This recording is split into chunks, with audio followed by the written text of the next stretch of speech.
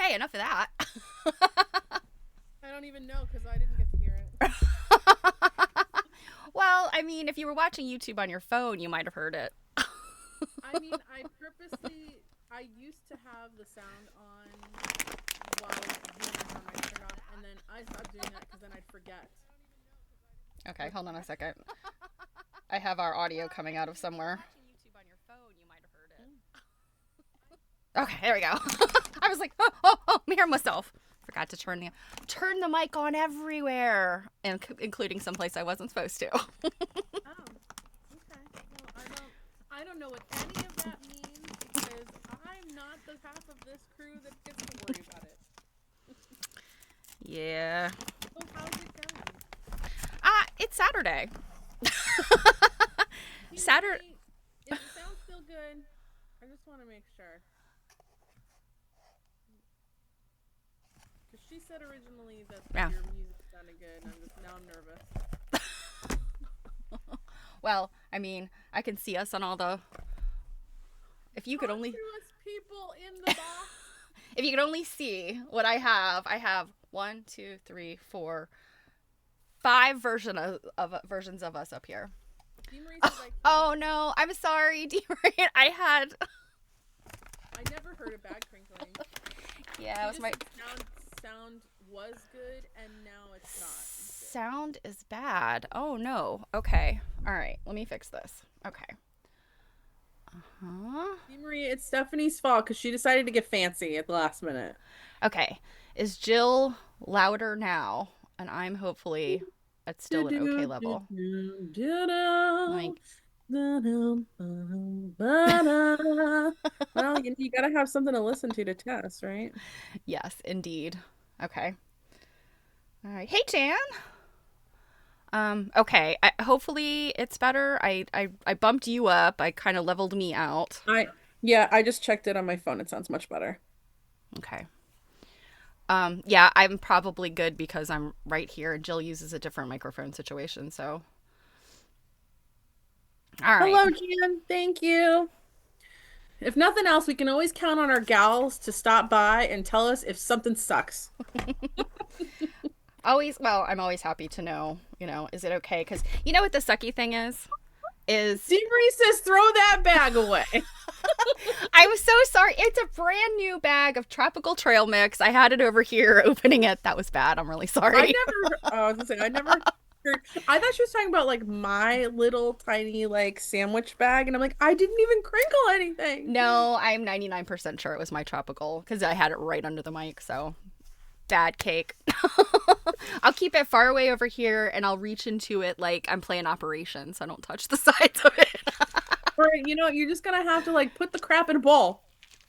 Yeah, well, I'm running a little bit late today. I just said I don't care, throw it away. Oh goodness. And you have to do what she says. Our tens of friends tell us they don't care.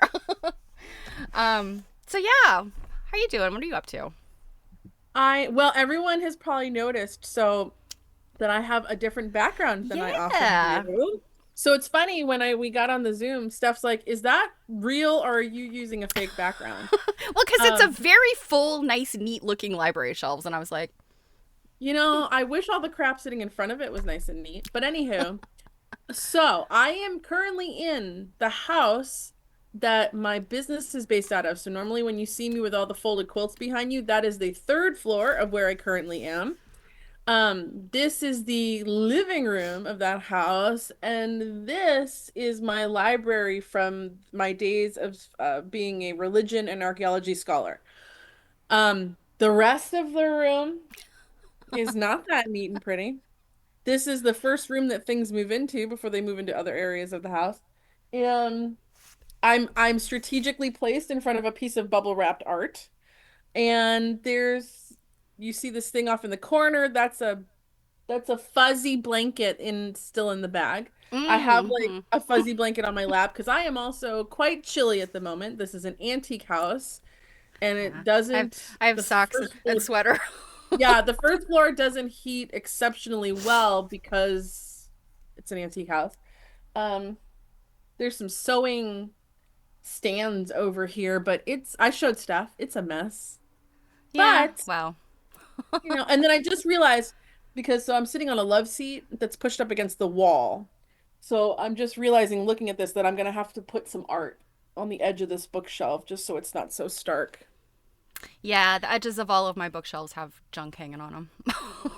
Yeah, but then I will just warn everyone you are about to hear the front door open. But yeah, I figured since I am going to be hand stitching that I would like to be kind of cozy. And speaking of hand stitching, look at all this hand stitching I've gotten done. That's a lot. Isn't that a lot? Like, You need mittens. so wait, but wait. Speaking of, well, I can't have mittens because I need my fingers. But speaking of that, I need to like ask the universe. So I have noticed obviously since I've been starting to do handwork, I never used to do handwork, that my fingers are freaking cold Yeah, and it this time of year. happens. And I I do have great light. I have well, this room alone has 6 windows. And then the front door, like an old Victorian, is all windows, which I don't love. I need to privacy. Um, but there's like three in it, like a bay, three right in front of me. So the lighting is really nice Yeah, and that is really maybe good. someday. I mean, you could tell the difference. You've got the natural light. I've got artificial light, and you can see. Yeah, yeah. So who knows? Maybe someday in the room that's like across the hall from here, which would have been the dining room of this house, but I don't need a dining room. So it's going to be, I don't know, I guess like another living room kind of situation. But right now it is bursting with quilts. Like And there is there's nothing stacks of wrong with that. there's a stack of quilts across from me over here that are like my collection quilts. There's just quilts everywhere in this house currently. So I golf gloves keep your fingers warm. Interesting. I had asked someone recently if like heated gloves are like a thing. Fingerless I heated believe you gloves. asked me that question. Well, I asked you, I asked a couple people. But I mean one person I asked was our friend Dawn. Um, because many people have just mentioned just getting some fingerless gloves, but Hmm. I actually think I need more than that Yeah, see? because my my skin gets really tight feeling in the winter, and it's almost like regular gloves can't penetrate that. Like I need like a heat. I understand Hmm. I could just stick a heat warmer, like I mean the one of those little hand warmer things, like inside fingerless gloves. But I was just wondering, like, are I know heated gloves are a thing, but has Hmm. anyone Oh, tried them? I thought you had already like I researched. went to go, I found a pair, I went to go buy them, and then it said they weren't available anymore. So like the Mm. phone is listening to me backwards and it like sent out a recommendation or something, and To everybody else. everyone went and bought these gloves I talked about. It is So that season. It is the season. My husband buys those little hand warmers for his staff for Christmas. He gets them mhm, like big boxes mhm. of them. Um, although I'm kind of like, shouldn't the state provide them with these? Like, it's terrible that you have to buy them these for Christmas. But yeah, those are actually, in my opinion, a little too hot to just like slip inside. Like, they're more for your pockets, and then you get your hands in there when you need like the dose of hot, and then you take your hands Well, out. or they should make the glove that has like an extra little pocket on the top or the Hmm. inside or something for you to slip it in so that there's at least a barrier. But I agree Hmm. with you. Like that's not the first go-to for me because yeah, those can be, and I'm not in frigid enough temperature. If I was outside, but I'm not. Hmm. But I will say, you understand antique home syndrome. Hmm. Like, um, And you know, cold little thingies. yeah, like it's quite, and it's not so much that my hands, like someone was asking me if my hands were getting like stiff or, and they're a little stiff just because my skin feels a little tight when it's cold. Hmm. But my fingers aren't sore or anything like that. Like they're just cold and that's uncomfortable. And if I wasn't hand sewing, I would like, stick them in my armpits to warm them up, but I can't do that while I'm hand sewing. I mean, I do from time to time, kind of like be like, okay, Hmm. warm up. But Well, I have one of those little hand warmers, and my dad suffers from Raynaud's, so I sent him one. Like, literally, he'll be sitting there, probably not really in the summer, but 3 other seasons, he will sit there in like slippers and like bathrobe or a polar fleece and a lap robe, and I kid you not, ski gloves.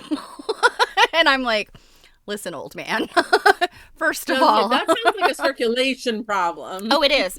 He has some he does have some health problems that besides Raynaud's that causes this. But yeah, I mean, Raynaud's is like really a rough kind of situation because it's, I mean, it is circulation. It's but I mean, literally like your fingers and your toes will just turn white and have like no circulation to them, and they're really stiff and cold. And so, yeah, that's rough. But yeah, you know, my whole thing is you take turns placing each hand under the fold of the quilt.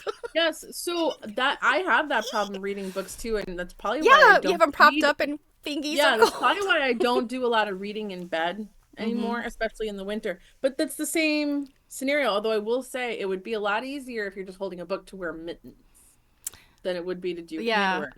But and a hot water bottle, like, yes, but it's still the same problem of like I have to stop to hold it and warm up. So someone that when I was talking to Dawn, she thought that maybe for the heated glove that's rechargeable that would have this mechanism on the top, that might get a little feeling bulky on the top of your hand. Yeah, that's kind of what I thought. But I could see that being the case if I was doing knitting or crochet, but I'm wondering maybe not so much like hand stitching. But yeah, sure. I just wondered, does anyone like, I mean, like LG, you got some great recommendations, but in terms of like actual gloves, and if someone's not making something like this that's not bulky and can like get on that, because I think it's $1 million idea.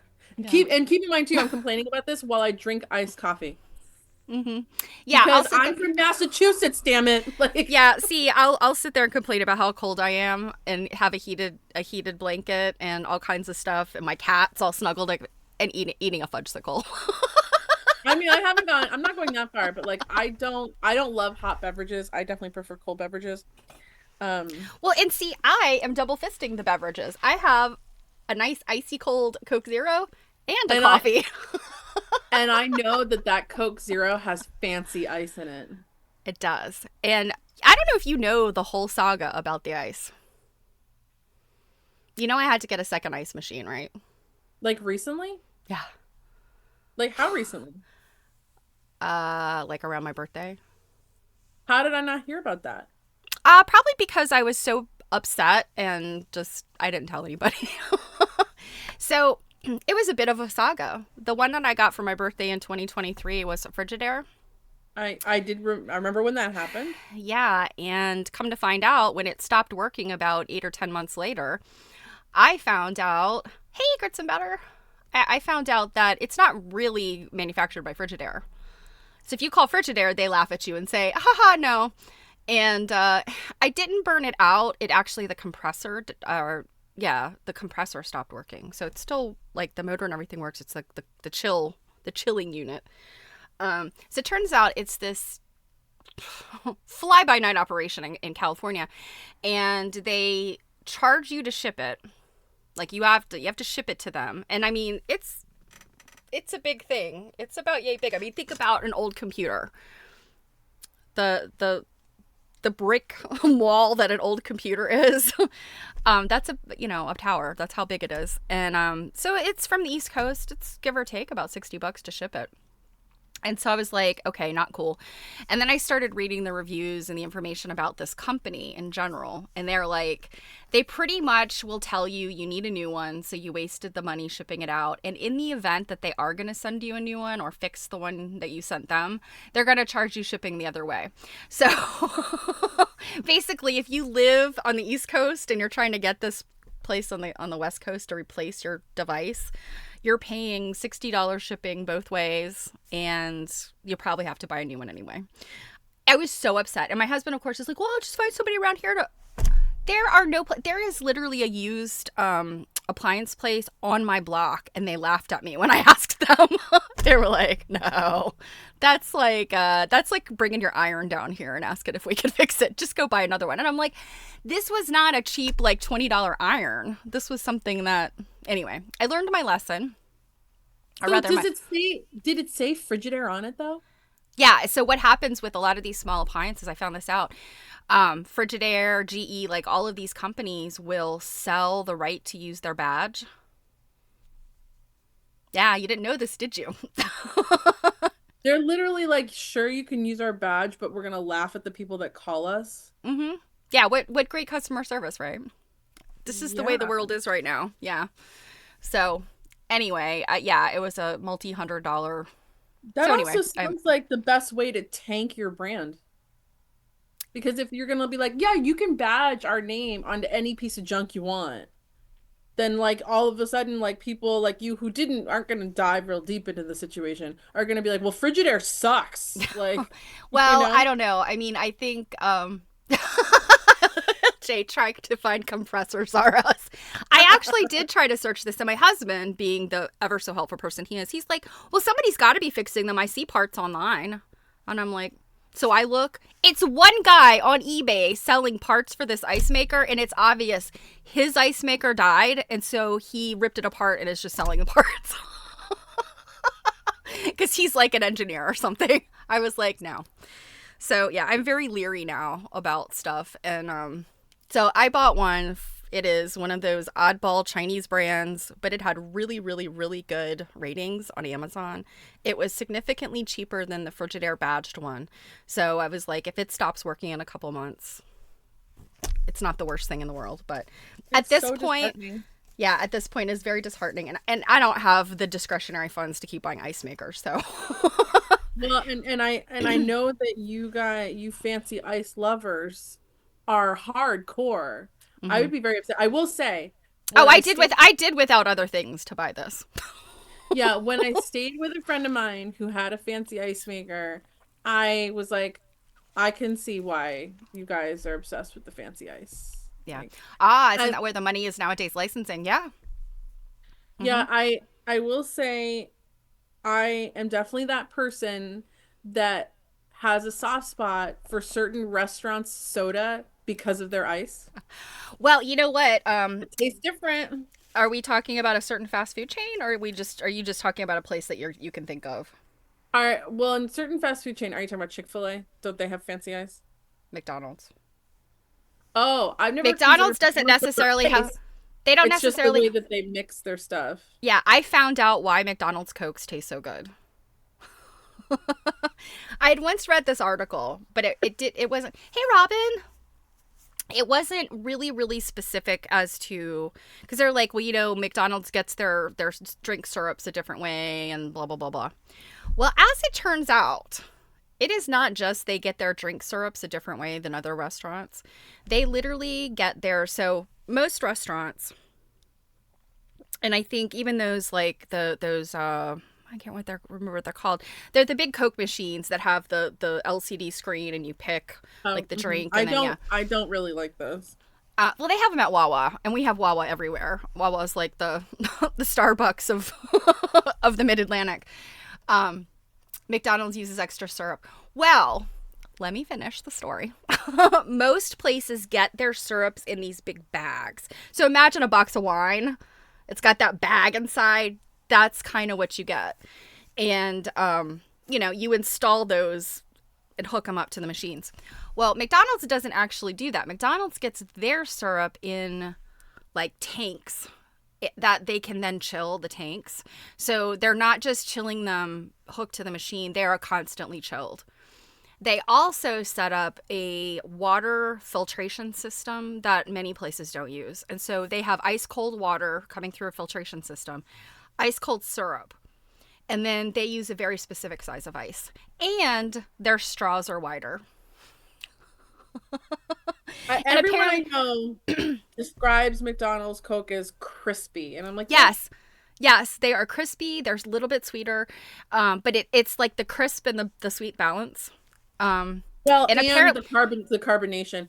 When you right, go and yeah. get soda and it's flat, oh my Oh, I know God. that's the absolute worst. I can't remember where we went recently, and like all the soda was flat, and I'm just like, ugh. But I find anyway, soda that's in Pennsylvania to be pretty flat. hmm. You'll have to think now about the places we went. Yeah, But I feel like I drank last time we were in Pennsylvania. I drank a lot of iced tea and water, so I can't remember really. I'm generally disappointed by most restaurants and their sodas. I have to say, oftentimes one of the kinds, one of the genres of restaurants where I find the soda often tends to be the best is Mexican restaurants. Well, they often will use the real well, I don't know if they would have it in their drink Oh machines, yeah, but if you go to a really the authentic bo- hole in the wall, the they'll bottle have that the the Mexican Coke, bottle. yeah, and that uses cane sugar instead of Yeah, but refined I'm sugar. talking. No, I'm still talking about fountain stuff. Hmm. Their stuff tends to be better. On the flip side of that, I find often Asian restaurants have the flattest soda. I Um, don't know that any like Asian food restaurants around here have anything but like bottles of drink that you can buy, you know. if they do fountain, it's I there is a lot of bottle, but if they do fountain, um, Mhm. it's almost always flat. Look at all this fabulous VIP and Concord fabrics I have. Wow. I have like the whole color line of this particular print, and it came in so many different colors. Um, Don't our I have a love-hate relationship for having every color of a fabric I love. you know, I usually don't do that. Like if a line of something comes out, I tend not to. I buy the colorway is the color I like. Um, unless I'm gonna do something with it, like something really specific with it. But the reason why I have so many of these, is because our dear friend Kate has been searching and is constantly like, it's been a while, but she messaged me, do you want these? And she'll show me this big stack of fabric and I'm like, hell yeah. And then she brought some to a seminar, and then at seminar there was those little grab bags of little scrappies and they were chock full. And I sent some to our friend Molly, who also collects these fabrics of the 70s. That's the nice um, thing about lots of women who were, buying at that height, getting, downsizing their stash and stuff now. Yeah, and I mean it certainly helps. These are definitely my favorites. Yeah, so the Mexican Coke doesn't have corn syrup. Yeah, it's the real cane sugar. Dr. Pepper. Oh, hey Kate. Speak of the devil. I always hear, did Dr. Pepper originate in Texas or something? Cuz I love some Dr. Pepper, and I think Hmm. I've drunk Diet Dr. Pepper for decades because it tastes the same. But I was like a crazy Dr. Pepper kid when I was in high school, and it was hard to, like, a lot of places didn't have it back then. Like you'd have to Yeah, get I it at the remember. grocery store or nothing. And my mom would buy it for me at the grocery store when I was in high school. I like Dr. Pepper now, but I didn't really when I was young. I was a Pepsi girl. See, and that's the thing. I've never liked Pepsi, and where, Why are we friends? yeah, it's funny. Okay, so it might have originated in Texas. Yeah, I feel like Maybe when I hear from people people in Texas tend to be like Dr. Pepper, rah! So I kind of wonder if it like has a special significance down there. the nice thing is you Um, and I are gonna steal each other's drinks. this is true. Um, but yeah, I feel like a lot of restaurants are they're Pepsi, and hotel chains often, if they're going to have machines, still have machines, which a lot of them don't have machines anymore. But if they're going to have the drink machines like up on one of the floors, or by the ice machine, they're going to have Pepsi and not Coke. So it's I the wonder if it's because the it's cheaper to Coke probably charges more to have now them. I think it has to do with like the big corporations, because Yum Foods, I think, which, and here's the part I can't remember because a friend of mine used to work for one of these conglomerates. But you've got like Frito Lay, which is huge, potato chips and all the stuff. Then you've got PepsiCo, which of course is Pepsi and all the drinks. And then you've got Yum Foods, which is um, Taco Bell, KFC, and there's like one or two others. But anyway, so there are these big companies and they all came together. And so when they do brand partnerships, like I think that like hospitality, so hotels and stuff have done brand partnerships with Pepsi and Yum Foods and all that. And so that's why they have Pepsi. And I suspect it happens the same way in with some restaurants and stuff, especially like smaller, venues and stuff. The things you'll talk about when you're doing like open soda, you know? I know. Well, this is the only time I have to talk about all of the dumb things I've learned in almost 20 years in training and development. I don't get to talk about these. Like, nobody cares about Panera's 2018 delivery plans, which were really, really interesting and striking on the verge of the pandemic. Nobody wants to hear about that. I can confirm that I don't want to hear about that. Well, and the thing is, I signed an NDA at the time, but the NDA has expired, so I could talk about it all I want. Grits and Butter said, when I lived in New Hampshire and was pregnant with my second child, Dr. Pepper was not sold in New England. So my fantastic father sent me a whole case by mail. Wow. Oh, that's awesome. I Pizza don't Hut. know that I've Pizza ever Hut. heard of that. Yes, Pizza Hut is the other Yum Brands. Yeah. Oh. I haven't seen a Pizza Hut in forever. We still have a few around here. But yeah, I mean, you've been to places like truck stops and just random shopping centers where you'll have a KFC and a Taco Bell together, or a KFC and I guess and a Pizza Hut together. Like, or I see that a lot of times at truck stops and stuff where they'll have the two of them together. Anyway, they're not my favorite place. However, KFC does have that only available at KFC Mountain Dew. Oh. I wouldn't know. I only ever get KFC takeout, which I will say we got recently after you went on this tirade about fried chicken. Yeah, and I was just like, now I gotta have stuff. And we got and it was terrible. It was terrible. They changed like their chicken strips. Like they changed them completely and they're so not good anymore, like at all. Yeah. And I was very, very disappointed, and I blamed Stephanie for all of it because I wouldn't have even gone to get it had she not been yakking about fried chicken. But did I not tell you about Dave's Hot Chicken? And they are wonderful, and you enjoyed them. Oh, you didn't tell me about them. Well, you told me about the cauliflower bites. You knew about them, and then I told you how delicious they were. But do yours still have the cauliflower bites? I don't know if you've eaten there recently. I haven't recently. Did they get rid of them? Yeah, they got rid of them at ours, and I'm like, no, the cauliflower bites are the reason I go. Good. Yeah, no, they were really good. Yeah. So.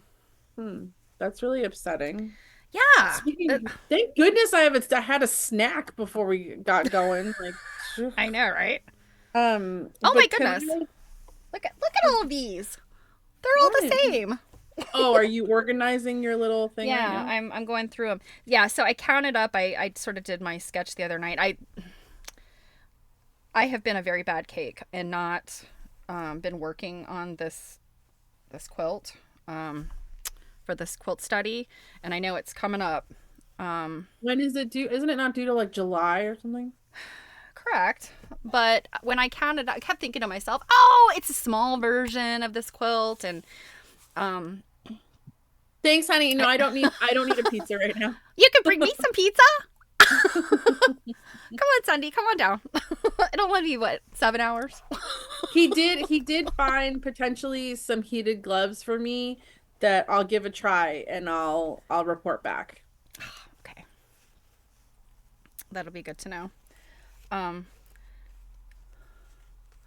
This is crazy. There are so many of these this fabric, this particular, like I have now, I don't know how many of them. I was saying, girlfriend over here likes some scraps too. I'm sorry. So you were saying like you're trying to be good and get going because you're really far behind. Yes. I feel far behind, and I know that, I can sort of pick up the pace. I can sew quickly sometimes, and sometimes. Yeah. For the most part, a chunk of this quilt will be machine stitched, because there's a lot of 9 patches in it. Mm-hmm. So at the risk, Robin, we're talking about cauliflower bites are at a different place. It's a different chicken place that you guys may not have out there. It's called Dave's Hot Chicken. I think they're kind of like an East Coast thing. They popped up here, and I've seen them down in Virginia, and then Jill has it in Massachusetts. So Yeah, I know. We just don't have KFCs. I can think of one that's near Yeah, me. we have like So, one, a lot. Like yeah. we used to have two, one closed, and like oh no, there's two around here. But like all of them also are like the KFC slash Taco Bell, which I can't stand. It bugs the crap out of me. But Yeah, aren't they using the same fryer? Probably. and I hate Taco Bell. So Yeah, Connor used to call it diarrhea on a tortilla. yeah, Um, pretty much. my husband loves it though. My husband, I will get in his car and I'm like, "You've been to Taco Bell? I could smell it." Your husband is fired. Oh, he's been fired over and over so many times. He's like, "Yeah, okay." So, but anyway, so my quilt, I'm probably violating some of the rules. I'm not going to show it. So, Mia, if you're around, if you're listening, because our friend Mia is one of the coordinators of this quilt study. But I kept thinking to myself like, oh, it's just a few little 9 patches, and it's then it's alternates. They're 9 patches set on point, and then it alternates with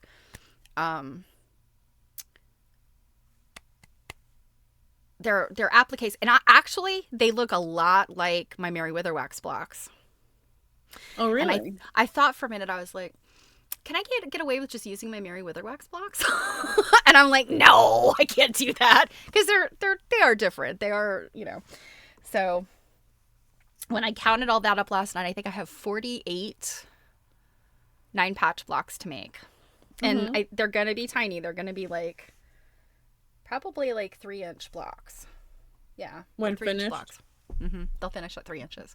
Mm-hmm. So, yes, we have Popeyes too. In fact, there's a Popeyes going in, I think, down the road from me. There was a Wendy's there.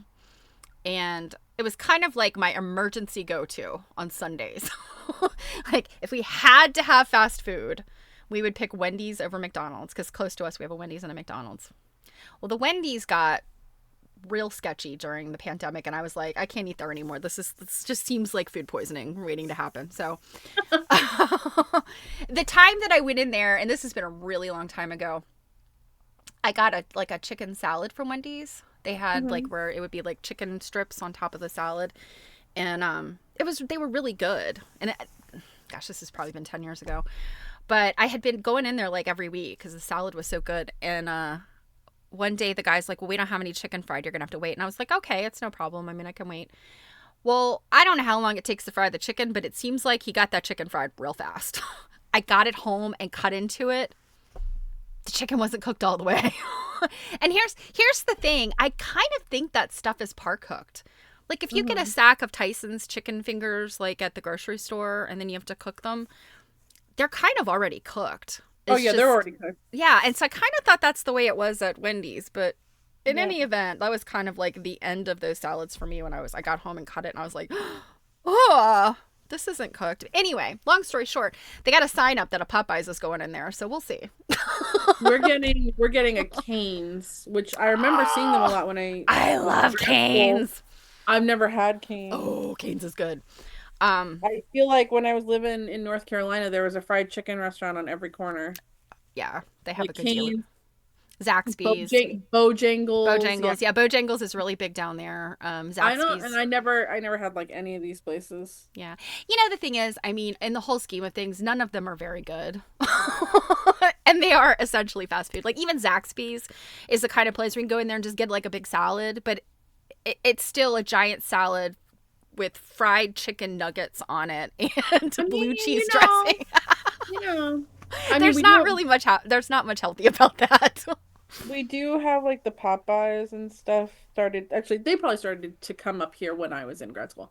And it's not that like the fried chicken's not good, but what I hate about these places when I'm comparing to KFC, which is what I grew up on because that was the only thing for that kind of genre around here.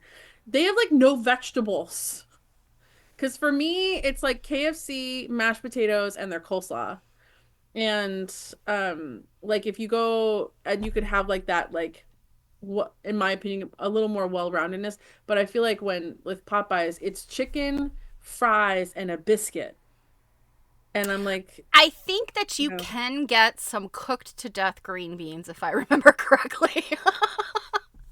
maybe that's regional, but yeah, I used to work down in Southern Maryland and in like a very rural, on the water kind of place, and it was really fun to be down there, but there was like no place to get food. You know, it was like these little hole in the wall places where you're kind of like, eh.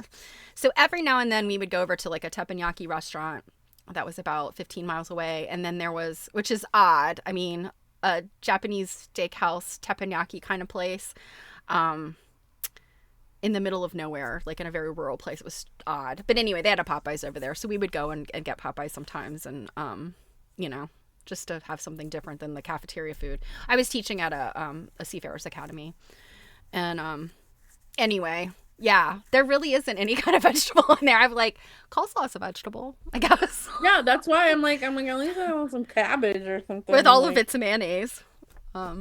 Shut okay. up. Stop ruining my dreams. Okay, Robin does have Raising Cane's. I think they have Raising Cane's in California too, I think. Yeah, they're okay if you eat the food right away. Yeah, I'm trying to think if our Raising Cane's is about 15 miles away. So. All right, stop talking about food. I'm sorry. Can I change the subject and tell you that this has got to be like my most favorite thing ever? A circle? I thought you were gonna guess that it was like a communion wafer. So I don't like, and the reason I'm telling the world about it is because I don't know if this is something you buy and is marketed as a sewing tool. Oh, is it a rubber thing? It's kind of rubbery.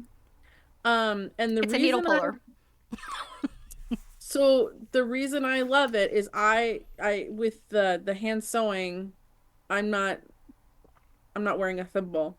So I use it to push my needle through, and then on the other side to pull it, because I was starting to have a hard time sometimes pulling it through, and I was straining, and I use it to pull through. So it's just called a needle puller, because I was like, man, I need some more of these. This was given as a gift at a retreat. It was just like one of those little like gifts of the day. Mm-hmm. You can borrow. Really? Mm-hmm. You can also, if you have one of those giant jar grippers, you know, do you have one of those? It's the same kind of material. That's got holes in it.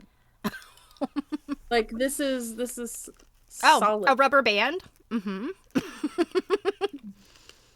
Kate just bought thimble tape. You know, I've recently seen there's like that new thimble tape, right? Oh, you just tape it on your skin? Oh, I didn't. Yeah. I was wondering if that was a thing at one point. There's a new product out. I think they debuted at, did they debut at Houston or did they debut at QuiltCon? Oh, maybe no, your thumb joint just wore out. Oh, no. Maybe at some point I should like. It is new. It's like a husband and wife that came up with this thing, and they kind of took a shot, and that's all they have is this tape. Yeah, I'm thinking maybe I should poke around on Amazon and add some of that to the holiday gift guide highlight. Yeah. Yeah. On our Instagram, like, Jill, I love this thing. It's my favorite thing. Well, as far as the little needle puller, I actually have, they're little things for your fingers. They're like itty bitty little thimbles that are rubbery. I use those. It's just sometimes I feel like thimbles get a little bulky on my fingers. Yeah, I agree. Like, yeah. So that's why I like this thing. Coats. So LJ uses finger cots. Yeah, I've seen those too. I think I have some that are they're meant for ironing. Like if you're trying to get down really tight into ironing, and I think they're made out of silicone, the ones I have. And so if you have to get your fingers really close to the iron, they're supposed to be to save your. I'm pretty sure my hands are made of asbestos now, though. So what? Why have you just been like rolling around and like making clay animals with asbestos? Like, no, I'm just saying, like, my hands, I've poked and cut, and my hands are just. Well, poking and cutting does not make them asbestos. Like, I can take things out of my toaster oven with my bare hands, so I got a lot of calluses, and yeah, when I have like the few times I've had legit manicures, they look like somebody took a construction worker and gave him a manicure because it's like And, rough, craggy, old washerwoman hands with like some pretty nail polish on 'em. I actually kind of did that once when I was like 17, I think.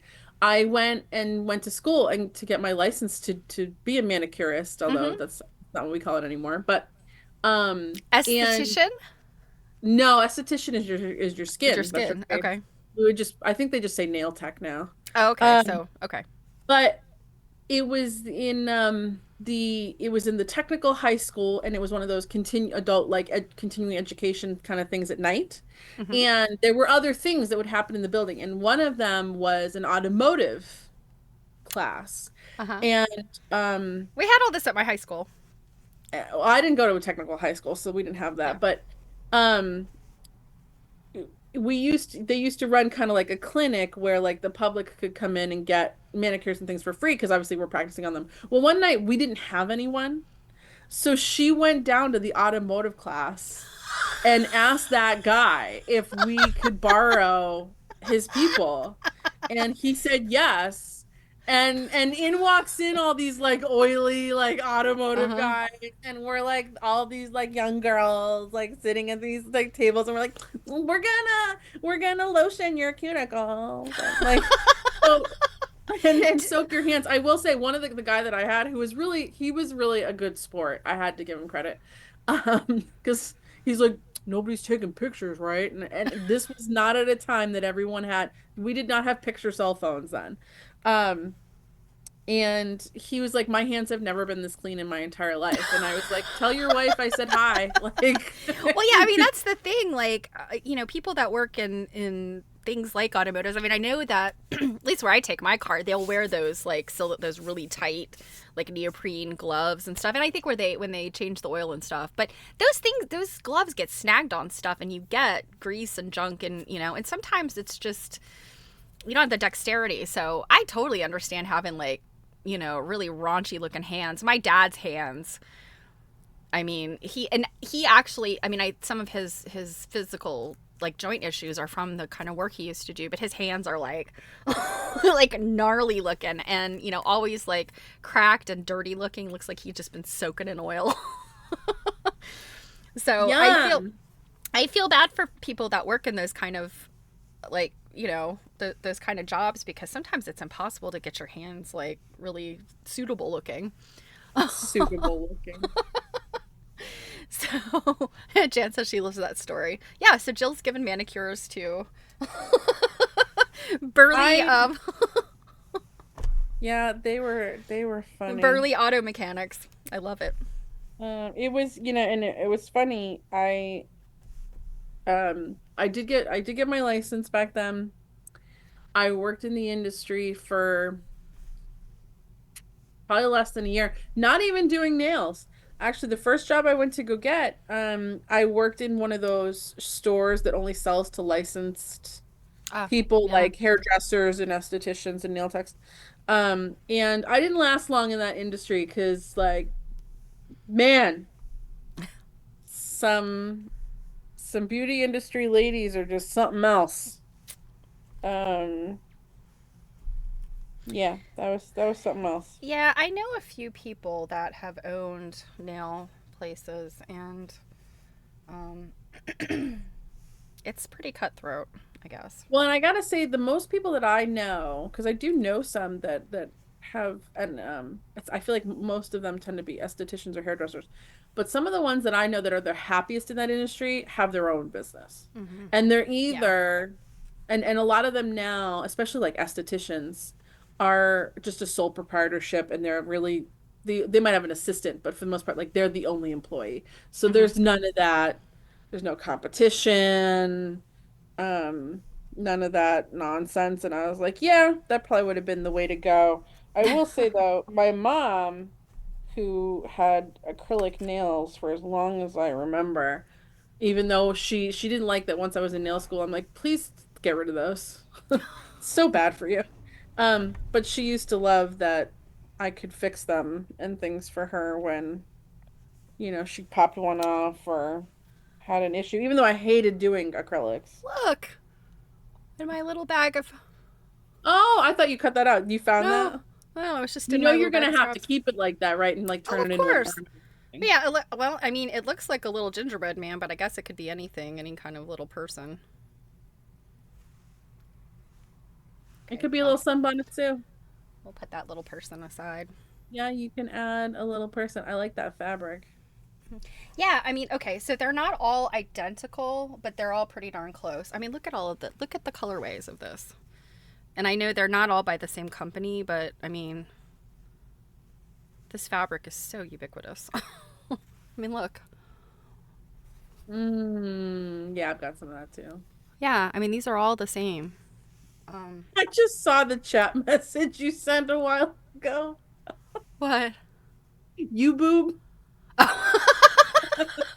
You You just guys, saw that?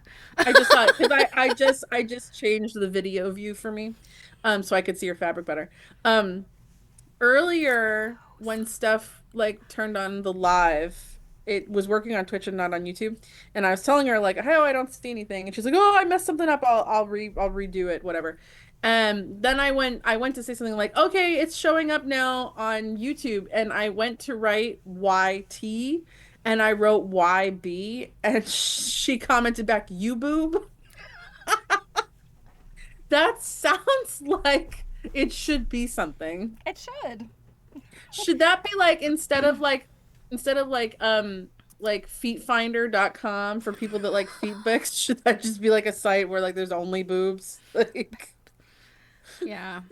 yeah, so instead of you remember when YouTube first came out and its subtitle was broadcast yourself? Uh-huh. Um it should be like you boob. Show them to whoever. Like, you never know Well, what would they talk about on a stitching day. well, Druid, my dear, I don't think she's here today, but my dear mod over on my Twitch channel, she was messaging me the other day and she said, "Hey, look at this person. What they do." And it's kind of interesting how they kind of started off gaming as a gamer, and it's a woman. A very scantily clad gamer. And I'm like, "What do you want me to do? Like wear a quilt toga or Yeah, something?" well, I was gonna say like I think she's suggesting that you have your cleavage Yeah, I think she's out. basically saying, "Hey, I've noticed that your numbers are flagging. Let's sex this up a bit." So I was like, "All right, I'll guess I'll wear a quilt toga while I read." I will say that there is a kind of market for that, and I'll tell you why. There is a woman that I retreat with sometimes. Her name is Sandy, and she lives in Massachusetts in a retirement community, like one of those ones where you have almost completely independent living, or you have like stuff that requires more care, or like nursing home type care, and Hmm. it's something like $10,000 a month, and they like for them like you got to Wow. be pretty wealthy to live in there. So she lives in one of those, Hmm. and she's in the pretty independent stage of things. But anywho, at one point they were raising money for their nursing home part of things. Um, and a bunch of the gals, I don't know if it was like kind of like their community center because they have one. They get together, they quilt, they do all kinds of stuff. It sounds very lovely. A bunch of these gals got together and made a calendar of like, I don't know what they called it. Was it a full Monty situation? Kind of. It was like, the ladies of blah blah blah. What I don't even remember the name of the place she's at, but it's pictures every month of all these ladies doing their hobbies in the nude. You don't know that they're nude. You see the top of them. You see Okay. some part of them. Hmm. Uh, and so my friend Sandy, her month, I don't remember what month it was, but it's her quilting with a sewing machine in the nude. And they made like $30,000 with this calendar. Oh my gosh! And she brought it, the last retreat that we did was last January, and she brought calendars with her to show the ladies, And I think that retreat has like 40 people, and I think a large majority of them bought one. It's hysterical. There's one lady gardening, and they are also women in their 70s. Mm-hmm. So remember those calendars? It was like nuns having fun. Mm-hmm. Like Yeah. like it's kind of like those vibes with like, Chippendales. Like it was awesome. I I thought it was. feel I feel like older ladies can get away with that. I'm not there yet. Um, but yeah, that's a good idea for my future. Isn't that cute? Me and I'm gonna 11 of my friends. I I'm gonna have to like turn my camera off or something for a minute because I need to adjust myself. I'm getting quite sore the way that I'm sitting. So I'm gonna be old for a minute. Pardon. Da, da, I can da, still da, da, da, da, da. I was gonna say you can still talk to me. I just don't I'm trying to hide the mess. Mm-hmm. Okay. But I think I have to change which side I'm sitting on here because my my hip's getting sore. I'm so glad that I could entertain everybody with, stories of nakedness.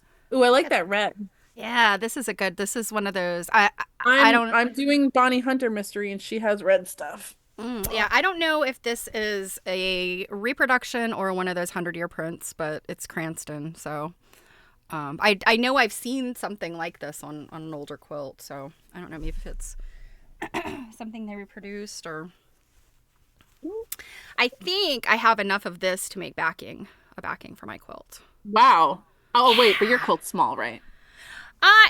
Actually, it's so they kind of want us to all be about the same size. I think the limitation is 40 inches, which is, Hmm. I mean, it's not obviously not a bed size quilt. It's a wall hanging. I mean, that's not even big enough for a throw or a baby quilt, but it's yeah, be like a wall hanging sized. The original that I'm working on wasn't much bigger than that, Oh, so I'm only scaling it down a little bit. yeah. Um, so yeah, I think what I figured out like 30 something by 30 something. I did the I was doing math the other night and like I'm trying to get it like so if it's I can't remember the exact size. It's like 36 or 39 by 42 or something was the original size. And so I kept thinking, all right, if I do 3 inch blocks, and so I'm doing all the calculations, and of course, because they're set on point, you're dealing with a different, measurement when Hmm. talking about horizontal and vertical. So, and you guys know, math is not my strong suit. So,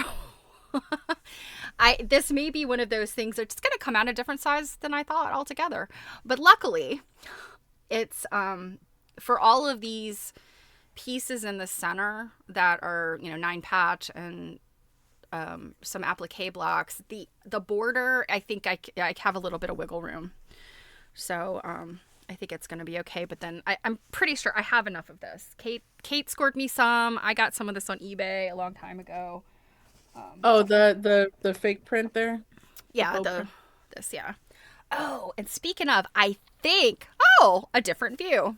Yeah, sorry, the lighting's not as great, and you can see like a messy chair, but my hip was killing me because I'm sitting, like one leg out and like one like crossed across me, and I have like this. I also have like this big pillow on my lap that has the computer, um, so that you're Yeah. not looking like up my nose. Yeah, that's why I just do things at my desk because it's difficult sometimes to juggle all the things. Yeah, but then I would have been like, that's not really like I do the needle felting stuff like when I'm making like um the repurposing the antique like egg cups and stuff to be Hmm. pincushions. I'll do that at my desk. Because I don't want stabby those kinds of stabby things. Those are really those are barbed stabby things. Like They are. I don't really want those like hanging around. But yeah, I am really enjoying the hand sewing while sitting on the couch, and that's probably because Cake taught me how to do the paper piecing sitting on my ass, like on the couch. Ooh, that's pretty. I Yeah, like I that love color. this one. I'm also using that color in my Bonnie Hunter mystery quilt. So wait, this is stuff you got from Kate at seminar, and you're No, just going through it now? most of these scraps were from the grab bags at seminar. This wasn't from Kate, but this yardage and stuff, yes. And this was Mhm. before seminar. Kate sent me these. We worked out a little mailing situation. It was funny because I was out of town when it came. And I'm trying to Gotcha. think, it was earlier in the year, and my neighbor freaked out because she got a lot in a box, but it was a sizable box. It was Misfit produce. You know how Uh-huh. you can, Yeah. yeah, shop and then they'll. Oh, I remember when that box came in and Yeah, she so thought the it was box came in. groceries. Yeah, my neighbor just freaked out. She was like, "Oh my god, I have to unpack this and put it in my refrigerator." I'm like, "No, it's fabric from California." As long as it doesn't get wet, it is all good. Just keep it on your porch or in your house till I get home. One of those situations where your long-term neighbor was about to hate you. Well, I mean, I do rely on her a lot when, we are out of town and I just need someone to get my mail, and it's always like holiday Because time. that's so often. Well, I mean, it's often enough that it's inevitable. It's like holiday time. We'll be gone for a couple days, a day or two, and it's the day that we're leaving. The mail hasn't come yet. We got to get on the road, and it's something electronic that can't sit out. It's something that is perishable, like that the box, if it gets rained on or stolen. So yeah. And she really never goes anywhere, so I haven't had to get her mail Repaid in the favor. ever. Yeah. Hey, so how do I really kind of know, like, in your opinion, like when the needle's kind of done? The needle? Yeah, like when it's dull and it's done. When you've when you've worn a needle out, uh well, I mean, you should try to clean it and not really resharpen it, but clean it with your emery. Okay.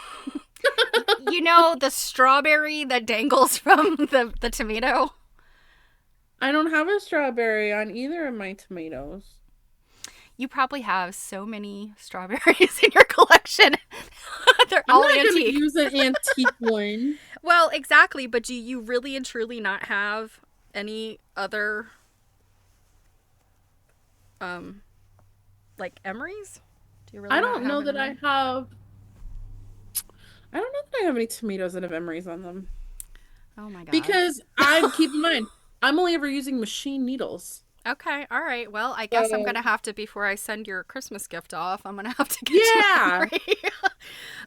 But yeah, so like if when your needle starts to drag and it feels like it's, it very could be that yeah, okay, so a finger, like an emery board, you can do that too, just kind of drag the point. But you're not really gonna resharpen it. Like if you've Yeah. literally, but I think probably what you're dealing with is you're dealing with some drag. And it's I'm just not currently dealing with anything, but I oh, was just okay. curious. Yeah. Because So, also what I'm doing is I am not using one needle. okay. I have one, two, three. I have four stuck in my little thing here, and I am just cycling. I'm just like Hmm. every time I reload, I just try to reload a different needle, Hmm. and I'm just You cycling know through what you them. could do is reload all of them at the same time. So No, then I you know, just, but that I don't actually find that inconvenient like a lot of you oh, do. But it's probably I because I do. just haven't done a lot of hand sewing. But yeah, so I have a number of them in here, and I haven't noticed any issues, but I was just curious, is there a point that they really go dull? Because I'm just used to needles that you're going to be tossing anyways Hmm. every so many hours of sewing. Yes. So yeah, obviously sewing machine needles are a little bit different, but because they're hitting metal at times, or they're Right, coming very right. close to metal. Mhm. What LJ just said is, I've never worn out a needle. So the thing I have with needles is they bend or they break. I have broken needles. If you use I a haven't very, had, very I mean, I do that to pins when I'm machine sewing, but I haven't had any of that happen. yeah. So and I know some people who hand sew really like. They get to a point where a bent needle is like, and I remember Anne saying this to us, and I think I've heard Dawn say it too. It's just you get it just right, and I'm like, I don't like a bent needle. I don't like it. They're probably considering some of the benefits as to like things you would use a curved needle for. Well, yes, if you're like We have rocking. Mm-hmm. we got Jan over here judging me for not having a strawberry. To be fair, Jan, to be fair, I have only recently started the hand sewing, and if we're gonna place blame here, Miss Cake a Doodah never mentioned like make sure you get yourself strawberry. Okay, so we're gonna blame her. Well, I mean, it's just one of those things. Like, it's helpful, but it's not. In any event, so to, and I don't think I have one at my desk here, but. Oh, really? So you take the strawberry, you kind of pinch the strawberry, and then you stick your needle through and just kind of I mean, I know how to use them. Yeah, and then, but what I'll do is I'll push it all the way through. I'll get it like, and I think LJ said kind of twirl it, and then I'll turn it around and do the eye as well. Because sometimes you'll get like a little burr in the eye, and it'll start to wear at your thread. So yeah, that's what I do. And then obviously if they break, I mean, I have broken some needles, but yeah, I do not love the bend. And so many people love the bend and I don't. I haven't seen anything bend yet. Well, the bend is more like when you're sewing through thicker things, or if you're doing like if you're rocking a needle to hand quilt, that'll put bend in it. And I have such a hard time with rocking the needle. Yeah, Jan, Santa is Cake. Yeah, Santa Cake is listening. Yeah, she said she was gonna send me a gift that she made, and she was like, "Before I do that, I'm gonna have to put in a strawberry." And the thing is, I have strawberries; they're just antique. I don't know. And when cleaning out my mom's stuff, I don't know that I've ever come across because she didn't do a lot of hand stuff. So. Well, I was just thinking, do you not have a ubiquitous tomato? My pin cushion at home that I use to put my pins, because I do a lot of pinning in my machine quilting, but it's those pins that I put on the holiday gift guide for anyone curious. It's in a highlight on our Instagram and on our Facebook with links to it. I use these pins that are so thin that I sew right over them on my machine. They will bend at a certain point, and then I just bye, because they're so thin. They just go whoop all the way and a total elbow. And that is why you have to replace your sewing machine needles. Oh, it's often not from my needle hitting it. It's actually just from going through the feed dogs. Where was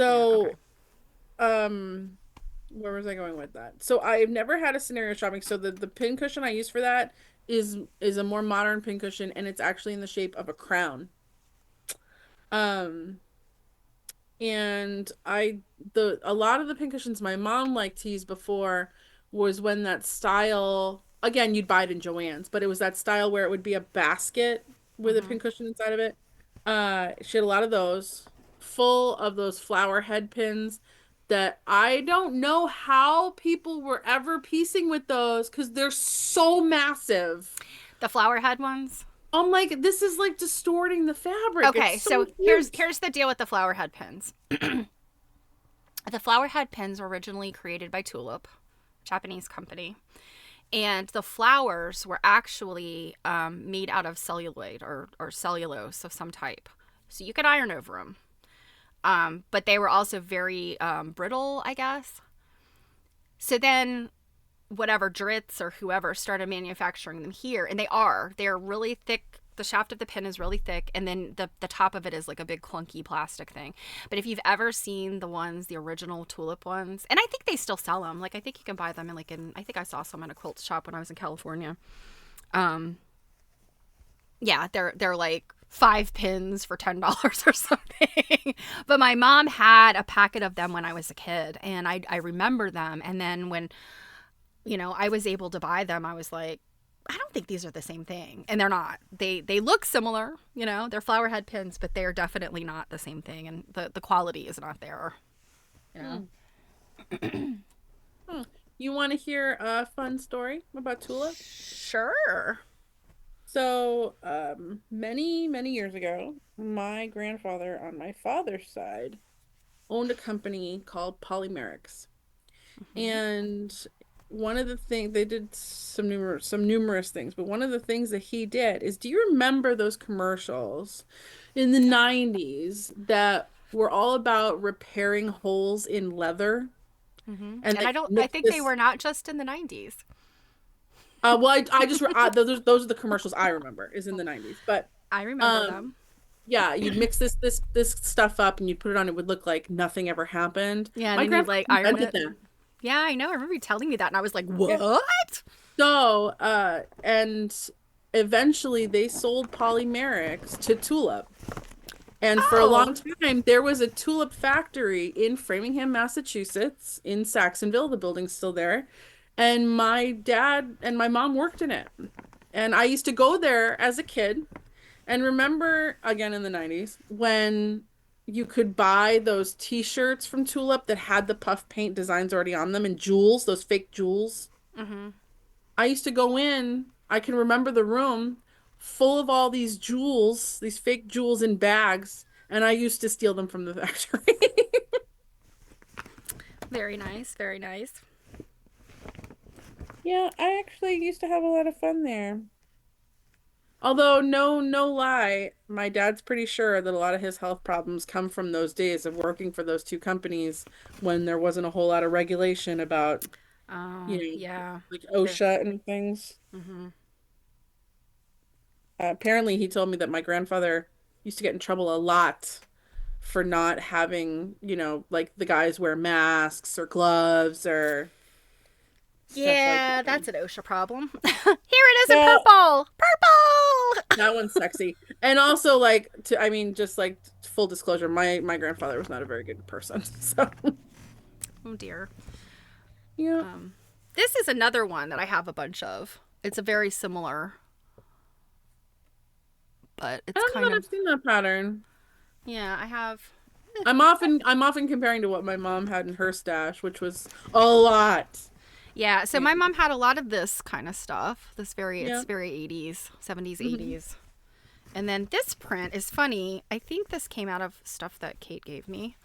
Um, this little print. Oh yeah, yeah, yeah. And That's the she one I had it in got. a bunch. Yeah, she had it in a number of colorways, but thus far, I want to say that all the stuff I found and then that Kate sent me, I think there's only been this one.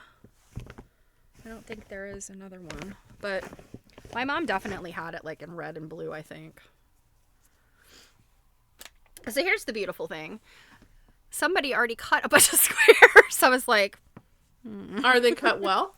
yeah, but they're not cut to the right size. That's the problem. I think these are 2.5 inches. So that, yeah, these will finish. Yeah, these will finish an inch too big. So So just cut them down an inch. yeah, that is indeed what I'll have to do. But So is your quilt going to be like scrappy or? yes, and the original was scrappy. The original, Mhm. I I wish I could say more about it, but I don't want to violate the rules of the quilt study. um, it is a Florence. It's a Florence Peto quilt. It's a quilt she made. And it's she used all of it is she used fabrics that were at least 50 years old. So that's why I'm using these fabrics from the 50s and 60s. Oh, that's cool. Yeah, and she actually, what I discovered after I read about her quilt, I was like, oh, Florence, you little rascal. So all the 9 patches, she did not piece those. They were 9 patches she found already put together. Oh, are you Yeah. allowed to tell everyone the premise of the quilt study? Yeah, I mean, Yeah. I don't. Well, Yeah, I mean, I think that the topic is public. I think that's yeah, on so the why don't AQSG you tell website. everybody what the premise Yeah, of it? so every 2 years, AQSG puts together a quilt study, and if you live anywhere near you've been anywhere to a textile or quilt museum, they are on the circuit to get the show for these quilts, these study quilts. Oh yeah, where is Um, Medallions right now? Medallions right now is at the Eastern Shore Textile Center in In Maryland. Maryland. Yeah, in Maryland, and I need to get out there to see it. I'm hopefully it's going to be there for a little bit, because I can't do it before the holidays, but or before the end I of the want year. to say it's like January 9th, 18th or something. Oh, okay. If anyone hasn't seen it, New England Quilt Museum did have it. Medallions is two studies ago, so the most recent one they did was blues, right? 18th century blues. Yeah, Yeah, so it's two ago. They travel for like 18 months to 2 years or something. I think it's Um, it's actually more than 2 years. I think. is it? I think. Yeah. Uh, the medallions one's fantastic. I saw it Hmm. before it left. Yes, I saw. Yes, I saw some clips of it on. I think it was on Facebook. We're both friendly with the Probably. one of the people who was in charge of the textile center, and she had posted some stuff on Facebook, and I was like, oh my goodness, look at this. This is one of the medallion quilts. But so long to circle back, I think I know I've talked about this on my stream before, but in case you weren't there, it's so they do this quilt study every 2 years, and there's a theme, and so the one, like Jill said, the one that's out there now, I think that's almost done making its rounds, was from 2023. I guess with 2021. I think it was 2020. I think No, because the thing that I showed with the Anita Lascalzo made, I think that went with medallions. And I well, think this was she would have been working on it in 2020 and 2021. 2021, they're odd years. whatever. Whatever. Yeah, I'm pretty sure because it's only every 2 years. It's not annually. But they give you all this time to make the quilt. So basically, what you're doing is you're selecting a quilt that meets the theme, and I think it can be a quilt that a person has made, or a quilt that is an antique quilt, or a vintage quilt. And in this case, so the past ones have been like baskets, stars, 18th century blues, which would be like the indigos and the Prussian blues and all those. Stars was one. And then the medallion quilts is the current, well, not the current one. 18th century blues is the current one. And then the medallions were the one before that. Anyway, this year, this study period, 2024, 2025, is 20th century quilt makers, but for copyright reasons, there's kind of like this slice of time we had to have, and so it was like 1940 something to 1970 something. So it's like this very middle century kind of thing. Hey, Kenny, long time no see, buddy. I'm glad you're here. You've been doing all kinds of sewing machine shenanigans. So anyway, our goal is to study the quilt, make a small study quilt that's either inspired by or based on the quilt. And I decided to do a fairly one-to-one. Yeah, I think it's going to be a fairly one-to-one kind of reproduction. I'm not going to riff on it. Although now that I'm thinking about it with my limited time, I'm like, I could reduce the number. If I just make them bigger, I can reduce the number of. So we'll see. As I get started here, we'll see. But yeah, there's people that, so last April, one of my fellow quilt study people, I saw hers, and this was April. This was however long ago, April. What, 9 months ago, 8 months ago? 3 days ago. Pretty much, yeah. She was almost done with the center portion of hers. And I was like,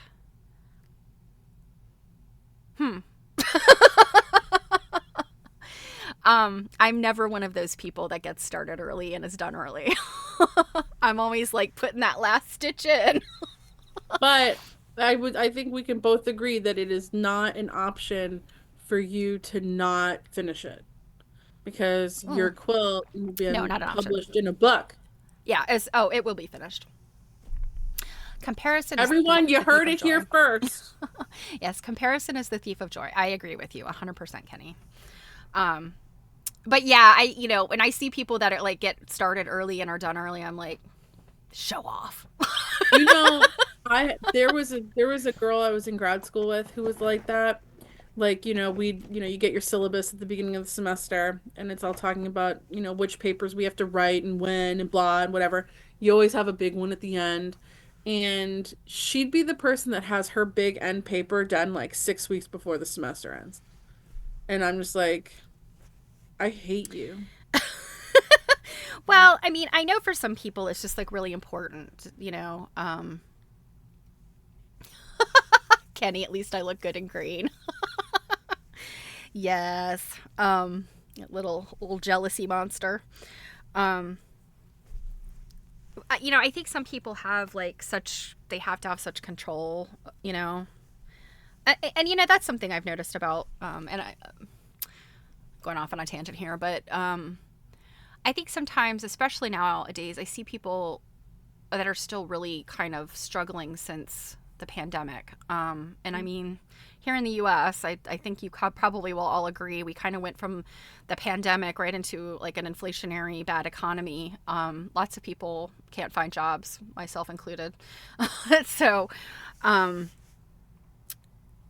you know, people are really struggling and don't have a sense of control over their lives. And so they get very, you hush, Kenny. They get very like the little things they can control, they will control. You know what I mean? Yeah, I mean, she always used to say like it was because I she had fun things she wanted to do. Mm-hmm. Um, and And I that's a person with a lot of self control. yeah, I often need some of that pressure at the end. Mm-hmm.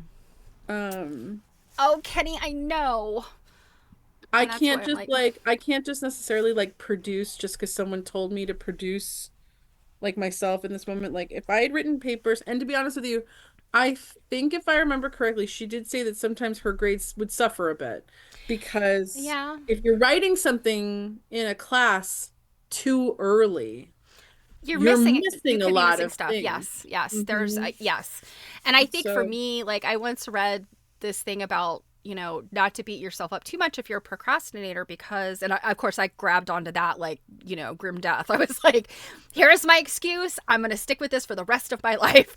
But it's that sometimes people they process slower, and I do know, like I process things slower. Like if I'm insulted in public, I'm usually the person who's going to go and walk away because oh, I'm not real good at coming up with snappy comebacks in the moment. But give me a couple of hours and I will cut you to the bone for insulting me.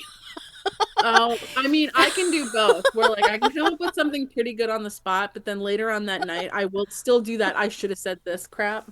Yeah. I'm one of But those like, yeah, you suck. But point being, like some people just need time to kind of process. And I'm one of those people. Like I need to hear things and I need to like think about it for a minute. And you know, that part of working on like a big project is you aren't procrastinating necessarily, you don't have enough data to start, and Mhm. that a lot of people do have like the wheels are turning, and it's like when you do have enough to get going and to actually start, it's almost like you've almost fleshed out a lot of stuff that and then it's just a matter of just doing it. So Well, and I remember one particular graduate seminar that we had together. We, like 6 weeks before our paper was due, we had to kind of give not really a presentation, but kind of, it was just like a roundtable discussion of like where our paper was going, our research was going.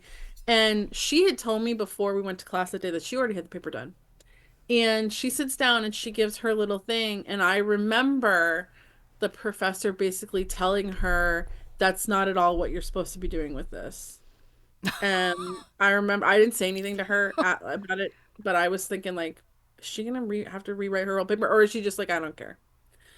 Um, and is gonna turn in whatever she's. oh I wow. don't know.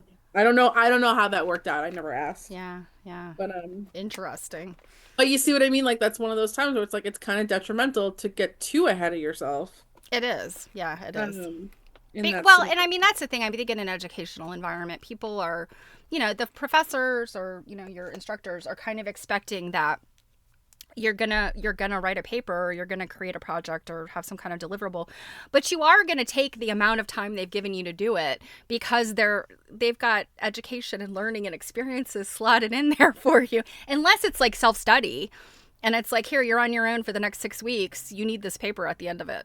No, it wasn't like Yeah. that. I did have a couple of those.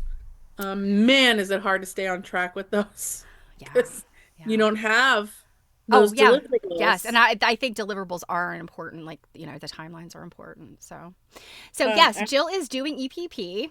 I forced her into it oh, on a recent trip. So I know Kenny was interested in EPP too. I don't. Did you ever start doing any, Kenny? I know you were talking about. Didn't you get the Acu Cutter thing that was specifically for EPP? I was there's really an curious about that. AccuQuilt thing Yes. Uh specifically huh. for English finger piecing. Yep. Yep. I've got a go cutter. I want to say, and I could be totally wrong about this, but I want to say like it's the little module has got like all the different sizes of hexes, I guess. So Oh that yeah. yeah. He says he does have the AccuQuilt EPP block. Um, yeah, so they're already cut, and then you just sandwich it together, and I have a new round of hexi papers coming to me at the 1/2 inch size. So yeah, mm. the ones I'm doing right here are the big ones because I ran out of pieces for the smaller ones. So I think these ones are 1 inch. The smaller one that I showed at the beginning are 3/4, I think, and then I have half coming. Half is tiny. I know. I know. I'm like, I'm ready to go small. I'm ready to go. I'm ready. Okay, Um, okay. and I think what I've decided is I'm basically making like, even with these bigger pieces here, like little, like doll quilt size wall hanging, whatever type things. I actually think with these big ones, I only have four, four blocks with these big ones. I might just make one of those little, runner things that goes on top of like your toilet tank to make it snazzier. Um, because of all the things that need snazzying, that's one.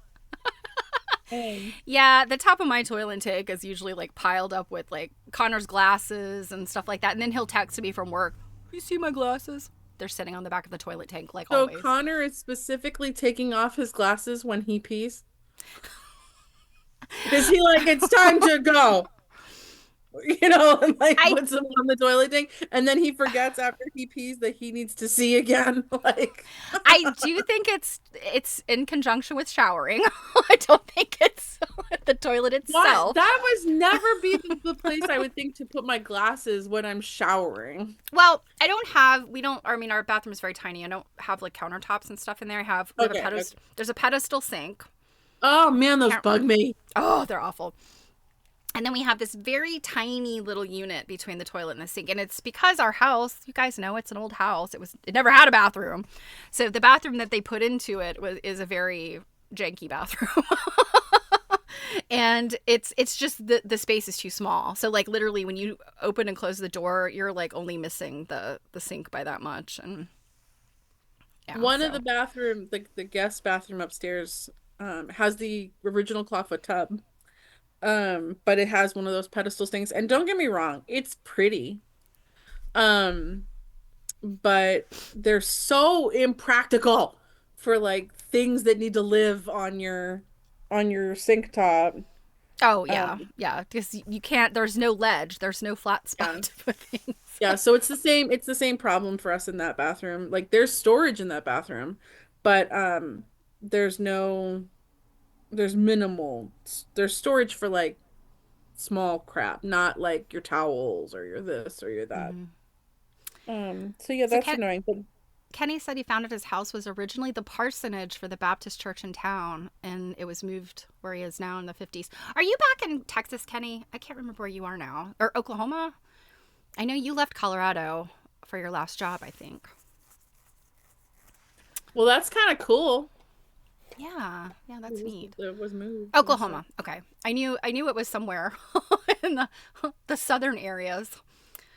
Okay, so the EPP, the AccuQuilt EPP block has hexi, square, and rhombus. Hmm. And then he also has a house template that can be used for Cricut. But yeah, you didn't force me into doing this. I actually more You forced you asked. into Yes, teaching you me. asked. Yeah. Yeah. I have to say, I'm very proud of you. I feel like everybody that I've ever done any hand stitching stuff, other than like, say, my mom or like most people are like, yeah, this is not for me. I don't like hand stitching. So I'm like, Say la vie. Okay. No harm, no foul. But you're the first person who's really taken to it, and I feel.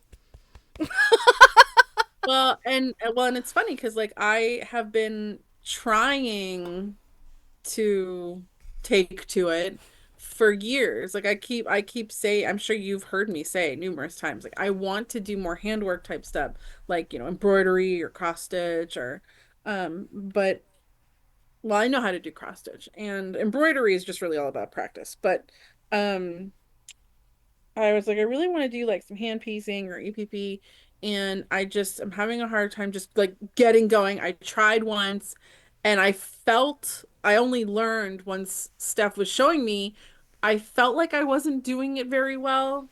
And then once Steph showed me, I'm like, wait, it's supposed to look like that? Oh, okay. And then I felt better. But you guys, oh my God, it was kind of funny. I asked her to teach me after she told me that she hates teaching people things. Well, I don't like to teach people stuff because usually they're like, yeah, not for me. And then I'm like, oh gosh, was I a bad teacher with this? Which makes me feel bad about myself because I mean, I'm coming from the training industry.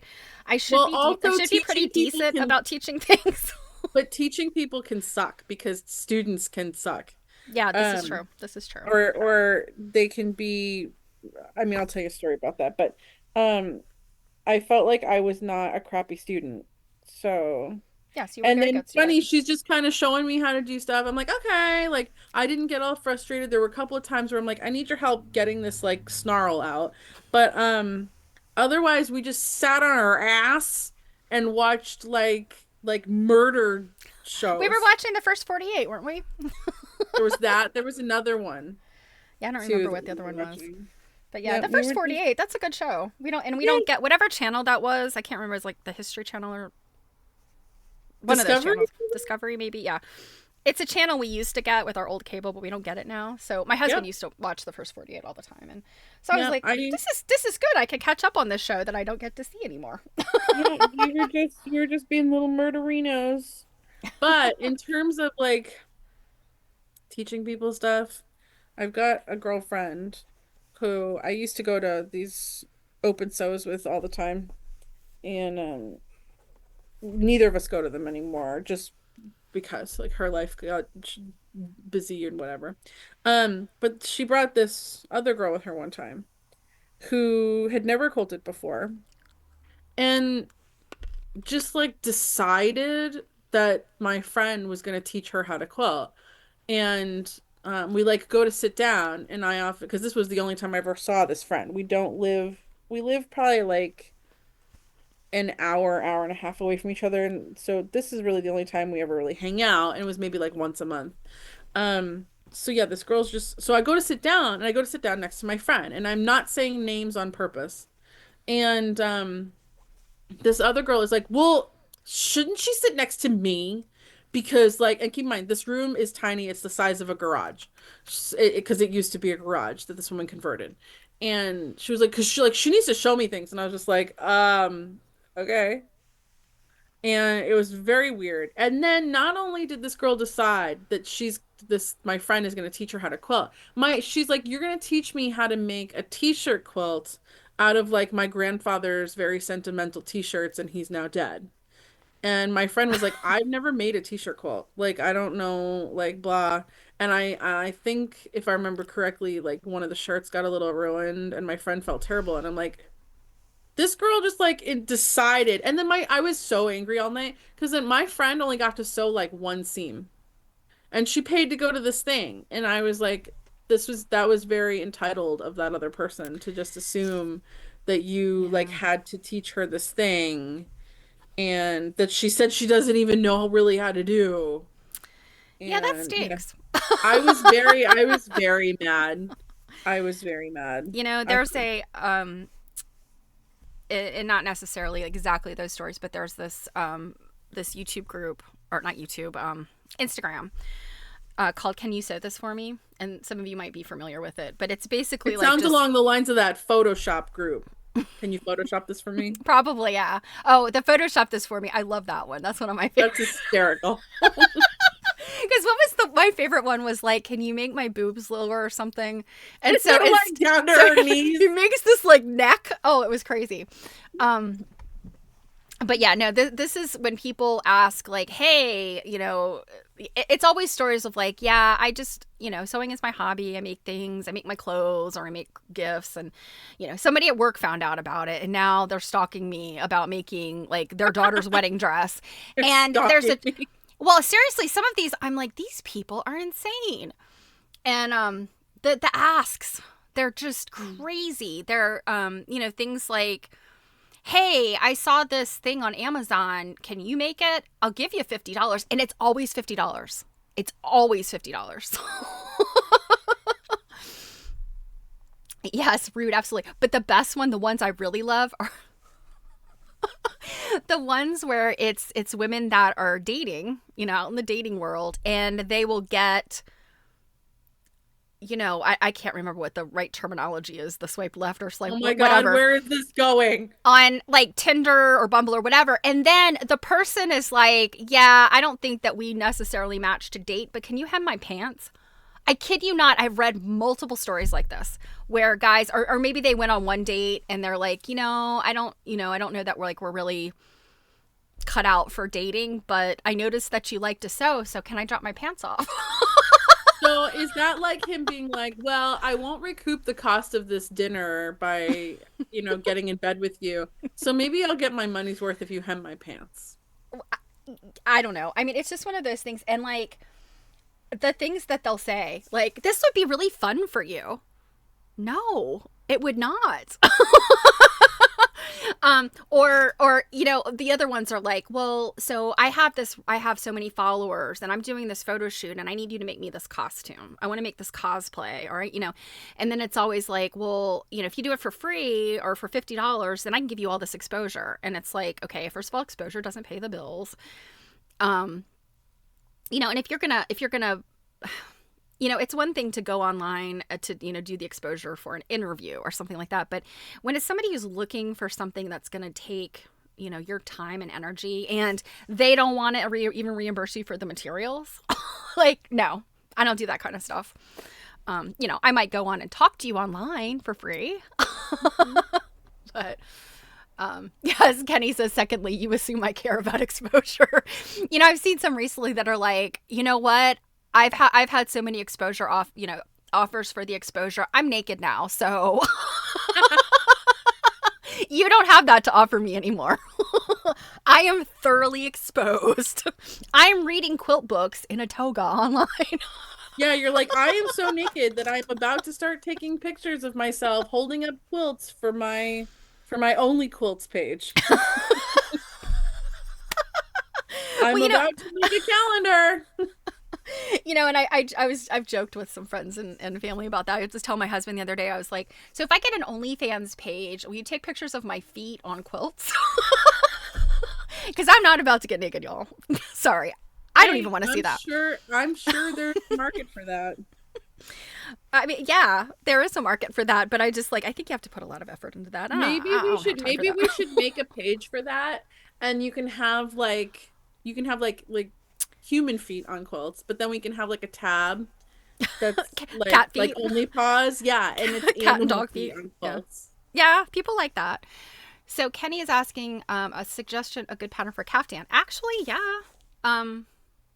But I mean, I guess it depends on like exactly what you're looking for. I have a very good pattern I can suggest. It's Decades of Style, and they came out with it. I want to say it was before the pandemic, but it's like a Mrs. Roper style caftan it's got a little bit of fitting in the middle, so and then like a kind of a tie thing. So I don't know if that would be appropriate. Call you babe, because I don't know what the hell you're talking about. A caftan. Ah, your mother loves caftans and muumuus. Yeah, I will. I'll double check the pattern name and everything and just send it to you so that yeah. Let me make a note. I'm like sitting here going like, wow, I'm really losing daylight here. I should probably like turn a light on, but it's all the way over there and I am literally buried under my laptop. Honey, are you watching still? Are you trying to get him to go in there and like do something for you? Turn on the light. Come here, turn on the light. Yeah, it's all the way over there. Because I'm just looking at my face going like, wow, I'm getting dark. Because you So know it's about to be dark in like 20 minutes. and I think I mentioned this on my stream. We had this couple days of sort of warmish weather earlier this Yeah, week. we got up to like 60 something the other day. Yeah, oh yeah, we were definitely in the 60s, 70s, like low 70s, I think even. And it was rainy, so Yep. it was really overcast. It was kind of We also miserable, had a but ton of fog. yeah, well, I had to go out. I'm trying to remember if I had to go out somewhere or if I just went outside. I think I just went outside, and it was probably like to get, I don't know, to bring in my trash can or something. But it was like 3:30. I went outside and I'm like, it looks like it is nighttime out here, like the Hmm. early hours of nighttime because it was so dark. It was scary. Yeah. So it's warmer where you are today. In No, Oklahoma. No, I no. was Kenny. Kenny says it's warmer there today, and you're colder, right? You're back up to normal Massachusetts temperatures. Um, I suppose, although I mean it's funny. Sunny and I were talking about how I was like, wow, I am listening to more Christmas music this year than like any previous year. Because I'm listening to it all the time in the car, and I didn't really used to do that. I would only listen to it in the house. And because I've been trying to like, give myself some cheer. And I'm like, I still am not feeling very Christmassy. Like I've barely done any shopping and it's the 14th. I'm normally like done by now.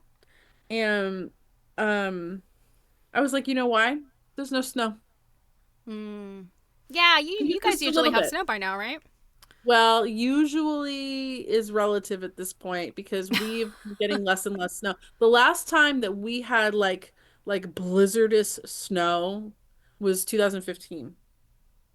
And I Oh remember wow. that specifically because we had to race to get our roofs shoveled because of all the snow. Which is not normally something we need. But yeah, we have been having less and less snow in December since then. One year it was 70 degrees on Christmas Day, which is totally not normal. And yeah, so we often don't have a white Christmas anymore. We start getting snow so much later in the season now Hmm. that we're often and it definitely affects my sense of Christmasness. So half me is like, Yeah. am I gonna need to be that type of snowbird that follows snow? That's Like, not a snowbird. That's the opposite of a snowbird. like, am I gonna have to like go up into Maine or something for Christmas now because I need some snow? Like, Just start in Alaska. So Robin says she's having a snowstorm. Not too much to worry about though. Just beautiful. yeah, yeah. Like if there was just Yeah. a little bit, like I like actually on our drive this morning, I was saying like if there was just enough that it covered the grass, but like it melted once it hit the road, like that'd be fine. Like just enough to Yeah, we like, actually turn had my that. season on. Yeah, we had that a couple weeks ago. It just, I woke up, it was enough. It was probably an inch. It was enough to cover the grass, but it was Yeah, melting on the yeah. concrete. Yeah. We had that like one day, So and then it Kenny's was got gone. 64.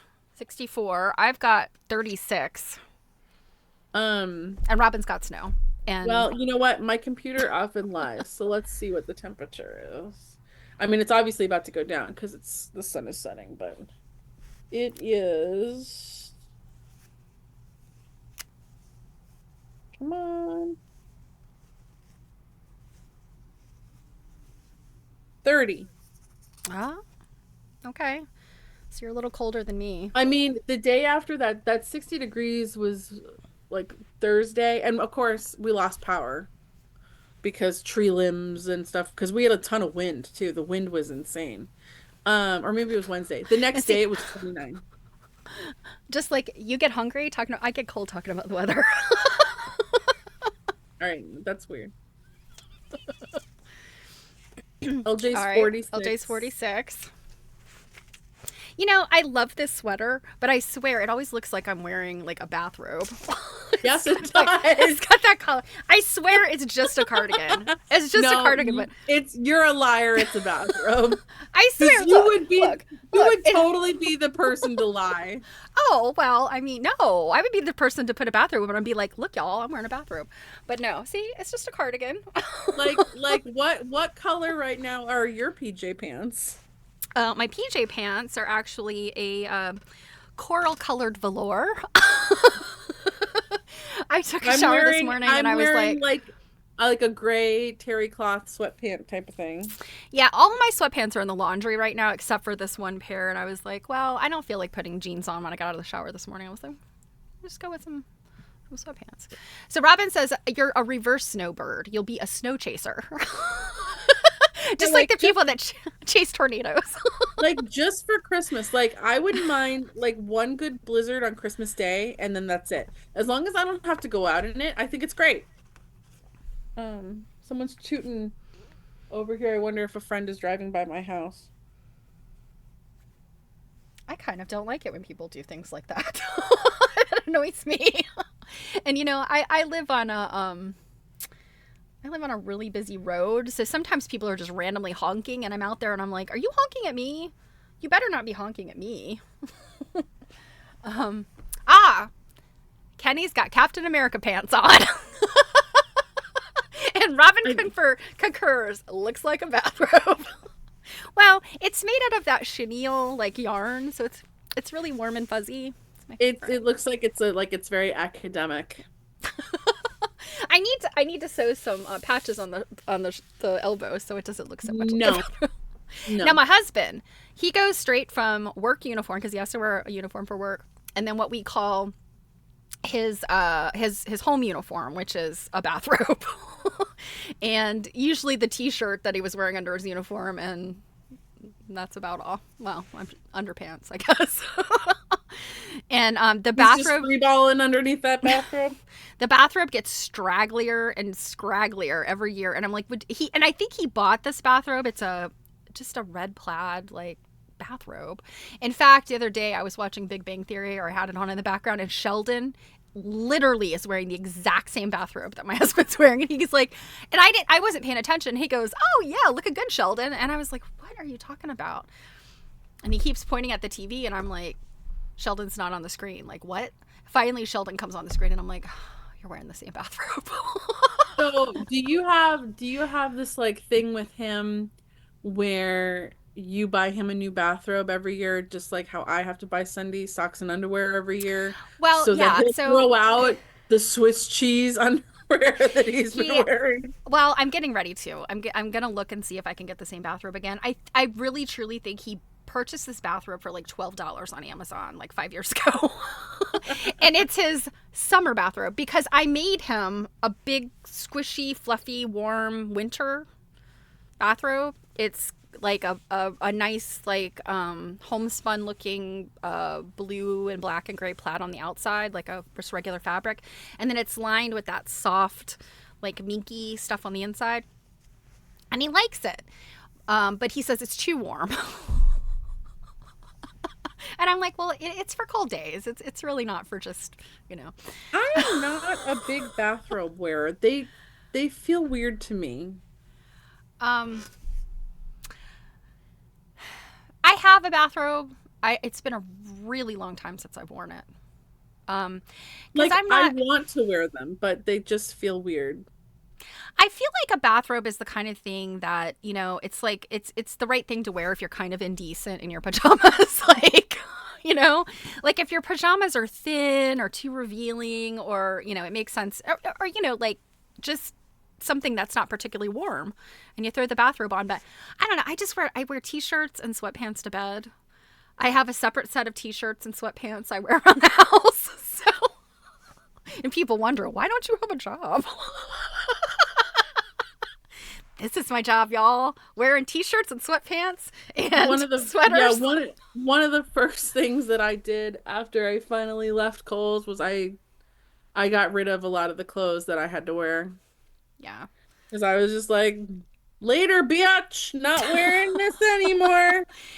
After I worked at Target in management for 4 years, and I was so done when I left there. Everything I owned that was red and khaki, like, went in a trash bag and went straight to Goodwill. I was like, never. And to this day, I think I have one, like a polo shirt or something that's red, but I do not buy red clothing. When I left Kohl's, there's a new CEO, and they've since changed this because the dress code has changed like 6 times since I worked there. But when I left, the dress code was all black. Really? because Kohl's took over the partnership with Sephora that was Mm-hmm. lost when JCPenney went out of business. Mm-hmm. So they'd spent all this money to put in all these Sephoras, and the Sephora team has to wear all black based on their contract. So they wanted us to look more cohesive with Sephora people. And I'll tell you, there were a number of dress codes. Like when I first started working there, 17, well, at this point, it's more like 20 years ago. We weren't allowed to wear sneakers. You had to wear dress shoes, or, I mean, luckily that changed. You could only wear sneakers if you had a doctor's note. But luckily that changed because like that store is massive. When I used to set ads in that store overnight, I would walk a minimum of 3 miles by the Mm-hmm. time I was done. So like, Yeah, yeah. yeah, the no shoes was insane. But then there was another time where we always had to dress business casual or blah blah blah blah blah blah. I had to dress a little more business than others because I worked in I was the administrative assistant. But yeah, all black. And I was just like, I'm okay with all black. you know, I, I, it's so I. depressing. Well, so here's the thing. Like, I have a couple friends. Like, their entire wardrobe is black or gray. Sure.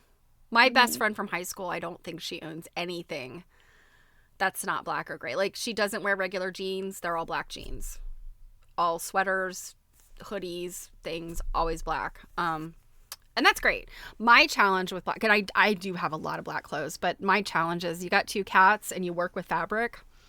You've got lint and strings all over everything, and black clothes look especially horrible when they're covered in lint and cat hair and string.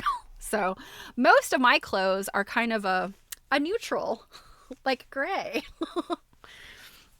And yeah, t-shirts tend to not hold on to lint too badly. So Well, apparently the new CEO, from what I gather, or have been told, they lets them wear whatever they want now, which is interesting because back when I was there, we had a particular batch of high school guys, who refused to not wear sweatpants. Like, no matter how many times we sent them home, because they were just like consistently out of dress code. They just would not wear anything other than like stereotypical gray like sweatpants. but like, I mean, were they stalkers or like No, they were on cashiers? the Or, sales floor. They were on the sales floor. well, to me, like that's not cool. I mean, look like you didn't just roll out of bed. that Oh I my think for God, the one of they also had some significant like hygiene problems. Oh my God, my light savior has arrived. he's like, oh no, I'm on film. Hold, please. We'll return in a minute. Okay, my camera's off. Oh, that's too funny. I just saw that little entree, and somebody's like, oh no, I'm on Oh, camera. it's because he's half naked. Thank you, Ah, sir. I didn't realize he was in a. well, my gosh. We could have left that on the screen and then maybe my Twitch stats would have increased. Do you guys like ASMR? What kind of ASMR? He wasn't making No, noises. I'm just saying, like, because Robin said getting ready for my scantily clothed videos. I mean, yeah, that is why I'm wearing a bathrobe, because I'm gonna like, Oh, that's one of those things, like, because I went to art school, and you have to do life drawing classes. hmm. Woo! It takes you a minute to get used to seeing a guy come out in a bathrobe and just go, Phew! And you're like, um, but yes, that is my plan to. But that it seems to me that like the all of these videos that have all these crazy followers are scantily clad women gamers who also do ASMR. So I need to get some long nails and do. I some of the things that they do with ASMR, especially like with makeup, It's not ASMR. yeah, It's because not ASMR. yeah, well, because I'm just like, that the makeup doesn't make that noise unless you're tapping it with your nails, right? Like, So, are you by any chance talking about the makeup repair videos? no. Oh, I'm just okay. talking about people that will do that, like get ready with me, and Oh, like okay. every Okay. product they're going to use, they have to tap their nails on it, and I'm like, Hmm. Oh yeah, the old everything, yep. everything you showed to the camera. I I was think gonna I'm say, gonna but have to. you I'm have gonna to have to start actually doing have that. nails, I'm gonna have sweetheart. to start doing that. Look at this. Yeah, so because you don't have any nails, it would be like, oh my God, look at this thread magic. Yeah, Like, it's stupid, so stupid. Um, but yeah, Sunday should be wrapped in a I do quilt. have to say though, yes, you actually have towels. Why don't you have quilts to dry off when you come out of the shower? You know something? You know something? Why don't you grab that red and white behind you, wrap it around you after the shower, and then let's hear about the blasphemy you get online. You will be burned at the stake as a witch. And you guys, you know I'm just crazy enough to show up. um, shoot, I was getting ready to say something and now I can't remember. Oh, those makeup videos. Hmm. I don't know if you guys are aware of these. Again, I'm digressing here. You know, sometimes you just need, and maybe this is just me. Sometimes you just need to watch something that takes no brain power, and you just literally like just zone out and watch it. And that's my like last ditch go to after I'll do crossword puzzles. I have some of those little games on my phone if I just need to zone out. So my last ditch effort is the makeup repair videos. And there's this one video, they do so many of them. And I don't know what the deal is. Like, it seems to me that people are sending this person their like gnarly broken up makeup. And they're like big name makeup. It's like Yves Saint Laurent and Gucci lipstick and, all of these like premium and high fashion brands. So they're in these nice cases and things, but it's the kind of thing like, you drop your blush or you drop your foundation and it's all cracked and broken and you kind of use it as much as you can. So that's what everything looks like that they send her. And sometimes it looks like it's, Korean cosmetics and Japanese cosmetics, which are always in interesting little cases and stuff. But it's the kind of the same thing over and over. It's all of these close-ups of this person. They're wearing gloves or they're wearing those finger cots and they're pulling, and they're using these itty bitty little cleaning tools to clean out these like lipstick cases and makeup cases. And then they show how they're mixing up the new colors and they put it in this like UV sanitation thing. It's just all of these steps. And then they have like a thing where they'll these little plexi discs that they'll press the eyeshadow back down into the pan. They have a whole thing where they'll pour the lipstick into this mold, and then how they pull it out of the mold. It's so interesting. And I get to sit there. Some of them are long. Some of them are like an hour long. And I kid you not, I have sat there when I just need to like turn my broken brain off and just watch. And I'm like, this is fascinating. Where do you get these lipstick molds that have like, YSL carved in them? I don't know. My version of that are like pimple videos. Oh, you're not one of those girls? No.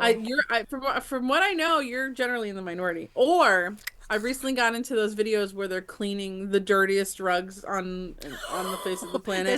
This make me want to barf too. Like no. Like those but it's like I'm just sitting here like that rug is so dirty that you just pulled it off the Titanic. like you're burying rugs in your backyard. Yeah, you're like just have pulled a rug that yes, you pulled it out of a tar pit. Yeah, like you literally made that rug. And then some of them, when they clean them, I'm like, why did you save that rug? Like that rug just should have gone in the trash. Yeah. Like not all rugs need to be saved. Like, yeah, I don't care for those simply because I'm like, oh God, my rugs are probably that bad. If somebody got one of those like Stanley steamer things in here, they'd be like, ma'am, you're gonna have to pay extra because we never pour water out that's this dark. I do vacuum. Just say leave it to you to tell on yourself about everything. Well, I don't actually have carpeting. I only have rugs. So, at least I have that going for me. I can always get a new rug. I don't have to tear out gross wall-to-wall carpeting. Yeah. Um.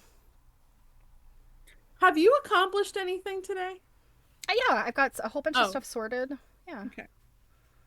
Because I I was don't just know. gonna say I can't decide what I'm going to do with this. you're gonna turn it into a person. I am, but I'm kind of like, is it going to be a gingerbread man of weird colors? Because I mean, I don't know. Gingerbread man should be brown, right? It can be a gingerbread person. The little person. Which side do you think would be the front? They can be different. They can be different moods on the front and the back.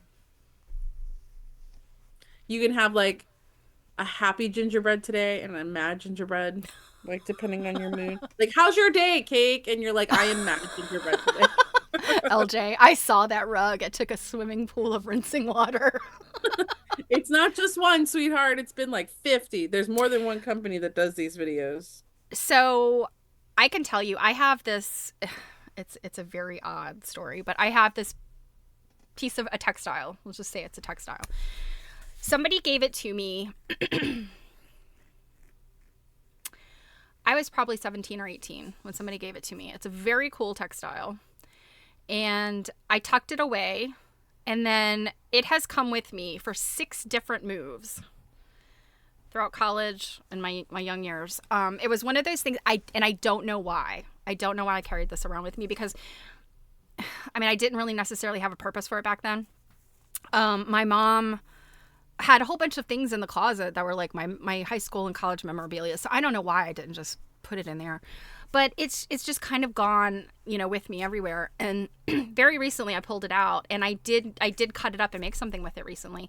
And I mean, it had not been washed since the person gave it to me. I don't think that it was like filthy or anything like when they gave it to me. But anyway, I soaked it in some OxyClean and washed it out the other day, not long ago. And oh my God.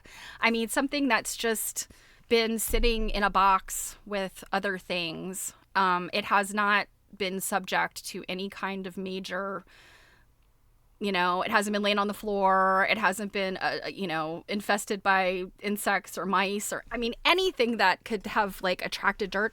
But holy cow, 30 years of just sitting around and I rinsed it. Like the water was brown.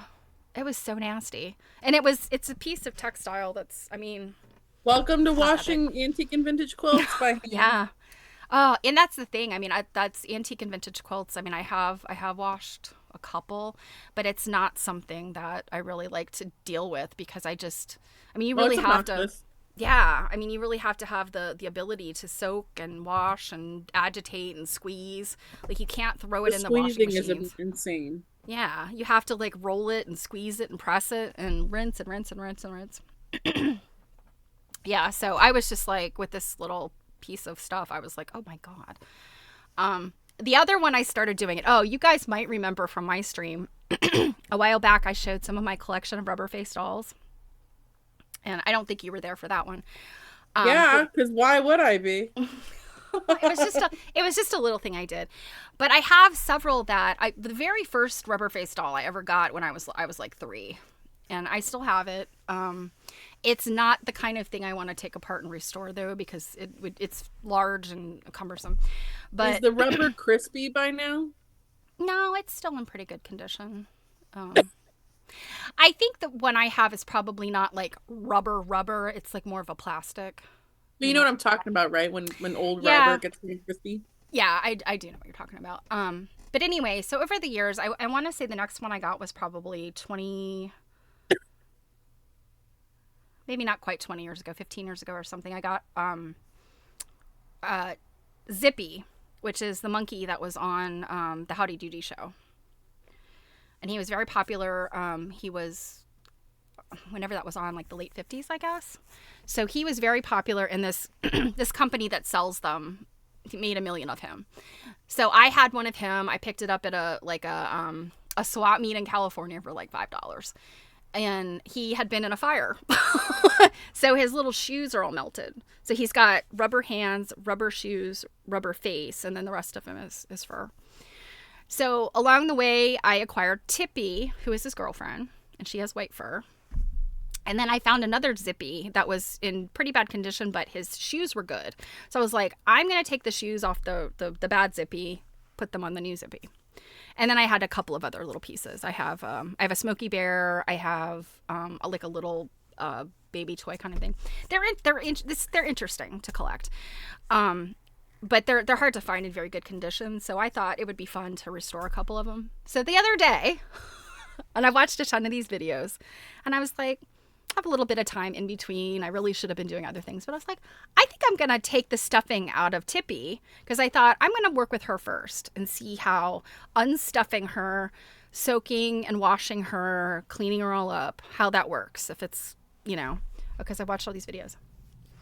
I opened Tippy, and her, like, she's got kind of an off-white fur, and it's clear, I mean, it was a child. There's like what looks like maybe sticky jam stains on her, like jelly stains on her.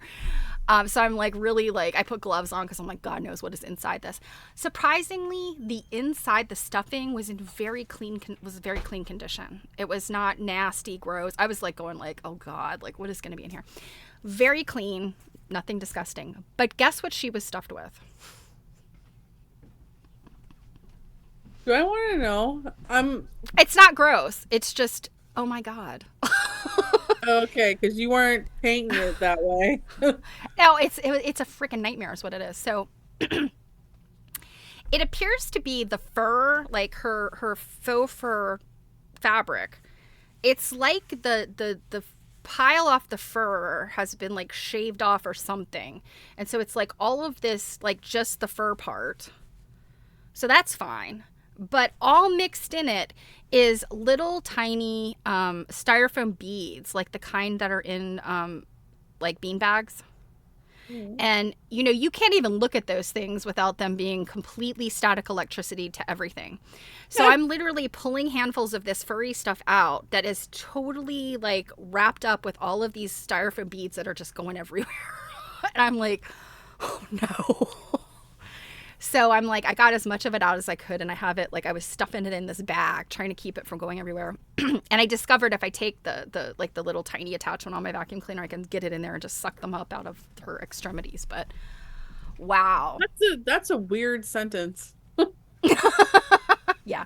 She is not going to be restuffed with that, I can tell you that. But I was just like, wow, this really surprised me. And all of the videos I've watched about restoring these dolls, the one guy, he's a really young guy. He said he's found all kinds of weird stuff. Now, what I thought they did was they pretty much stuffed them with like the factory cast-offs, like the ripped and ruined fur. I know some of them are stuffed with bits of foam rubber, which also is gross. That deteriorates, and that's disgusting.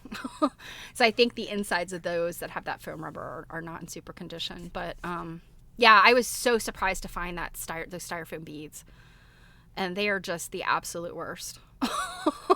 I mean, in just 5 minutes, I had them like all over my hands and arms. I had some in my hair. I had like a little like puddle of them around me. And like I was like, I'm not walking away from this area until I have a vacuum cleaner and just clean it all up because it was such a mess. Yeah, that sounds yummy. Anyway, that was what I was doing the other day, and I don't remember why I started telling that story, but anyway. Because we were talking about cleaning textiles? Oh, yes, cleaning and rinsing things. I never got to the point of washing her because there's still so much styrofoam in there. And she's still covered with jelly. Yeah, she's got jelly in her fur. But that's the thing. I'm like, that's going to come out easy. That kind of stuff is easy. It's just a matter of soaking. And I'm guessing her rinse water is going to be nasty, especially because, I mean, her fur is white and I can see there is a significant amount of just grime, little sticky child fingers that have carried her around. Oh, it's reminding me of that scene people pass around from, what is it, Parks and Rec, of what's her face wearing a poncho, and they're like, why are you wearing a poncho? And she's like, because everything in your house is sticky. And she's like a childless woman and stuff, and then like one of the kids runs by and the parents are like, careful, and he's got a paintbrush, and she shows the back and she goes, poncho, and there's like this big paintbrush like swipe on the back of her, and I'm like, oh my God, that's me. That's childless me. Yeah. I, on the other hand, am used to having somebody's sticky little fingers on me. So, Which is Kenny, also a weird sentence because your child is in their late 20s, aren't they? now, yes, yes. But when he was little, oh my goodness. Right, but that was quite some time ago. So technically you shouldn't still be used to unless the boys are getting into some weird stuff. Kenny. Like, does Rob stick like sticky fingers on you? No. No, he doesn't tend to have sticky fingers. His are more covered in like salt and grease from the potato chips. I was gonna say, are his covered in like Doritos cheese? I buy the white cheddar Cheetos, so we don't have any orange dust around. So it's okay. The dust is okay if it's white. Well, you can't see it. It yeah, unless you're wearing all black, it doesn't show up. So Kenny made a baby quilt with blue minky. My sewing space looked like oops. My sewing space looked like I'd sacrificed Muppets on my cutting table. And then So apparently I hear the key to dealing with that is to have a little vacuum on while you're cutting it. Like, but I don't like to deal with Minky, so what, like a vacuum on your rotary cutter? Like no, like have like one of those one of those little attachments for getting into like small spaces. Have that like sitting on your cutting table going while you're cutting. And then so it's gonna get anything that's gonna try to fly away, but then you can also just uh-huh. suck up anything else when you're done. I was in a quilt shop once and it's a small shop. It's one of those kinds of little shops that's like above, it's in like a loft center of like someone's garage that they've Mm-hmm. converted.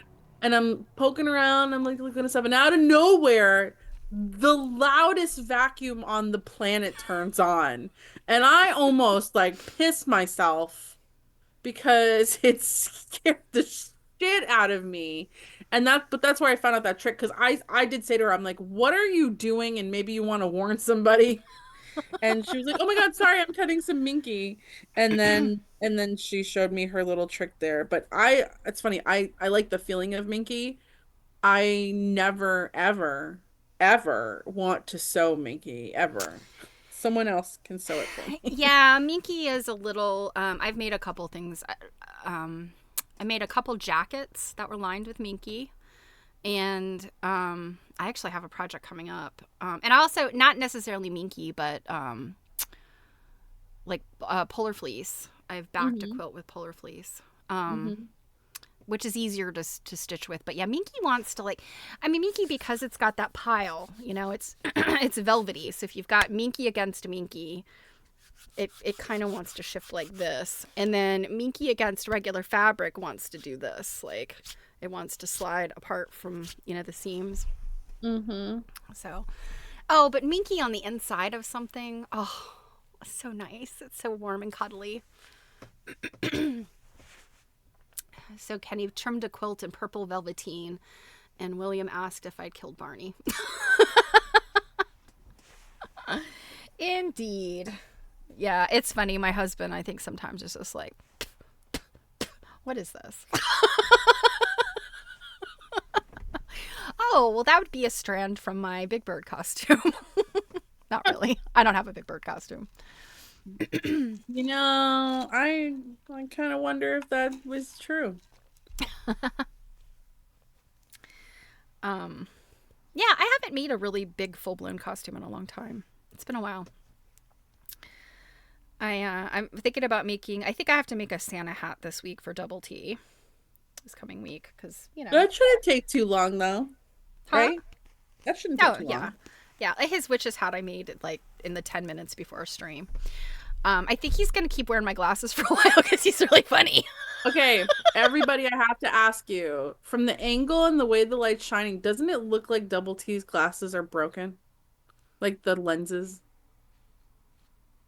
Because when she showed that to me the other day, I'm like, did you give him your broken glasses? Now these are actually still good. But I mean, They you look, could. Can you look through them and see the quilt pattern behind me? That's they that's how totally blind I look am. broken. Maybe that's part of what's making me think they look broken. Yeah, I think that might be what you're seeing. You're seeing the red from the quilt and his reflected or through the I glasses. gotta tell you, I have never gone through a spool of thread this fast in my life. Like, I'm going through it fast with this hand sewing. Oh yeah, because you're reeling off as you should.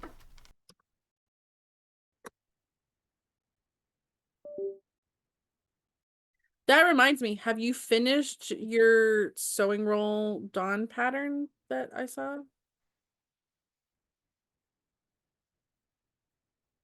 Uh, oh, what?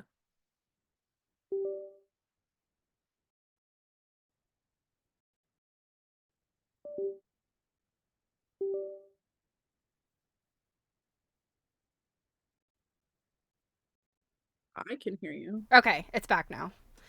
Yeah, so I have it's something that's plugged in down here that I think I just bumped. And I don't want to go back in there and like pull stuff. So hopefully you can still hear me. Yeah. Okay. Yeah, Kenny says we're back. I'm back at least. Yeah. I think I don't know what it is. I have plugged in. It's probably my computer. My the setup. Yeah, my goal, so I don't do resolutions anymore. I think I had this discussion with you guys last year. But I do have goals of things. And one of my big things is for the start of 2025, I have a couple of these projects that I got to get done, year end January, but I'm going to completely wipe this whole corner and rebuild my settings here, my things. Because basically, like, this was my desk for my last job, and I have lots of, like, office supplies and things. But office supplies are fun. Yeah, but it just, I need to move things around. I need to kind of get some things out of here. I also have kind of a little shrine to my grandmother and my uncle. Their ashes and things are right here, like, ahead of me, and I need to move that stuff to someplace else. So, yeah. But and so then I won't have to worry about things getting unplugged by accident. So yes, Robin said the glasses are perfect for him. So Sure, but they just look like they're broken. And I had said that I thought it was pretty rude that Stephanie gave him her broken glasses. But they're not broken. They're just very cute. He does kind of need his own glasses, but I'll have to find. Actually, I think for American Girls they make. Yeah, they're glasses. I want to say there's glasses for American Girls, so I'll get him a pair of American Girls glasses in the new year. In the meantime, he's just gonna have to wear mine. Wow, I'm wearing mom's glasses. Like the epitome of being the bullied kid in school. I don't know that I would call Double T my child. He's.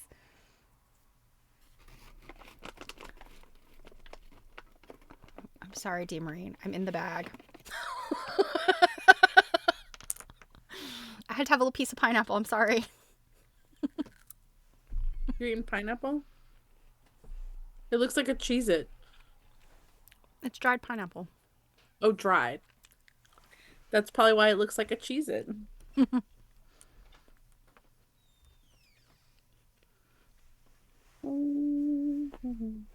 So I'm sorry.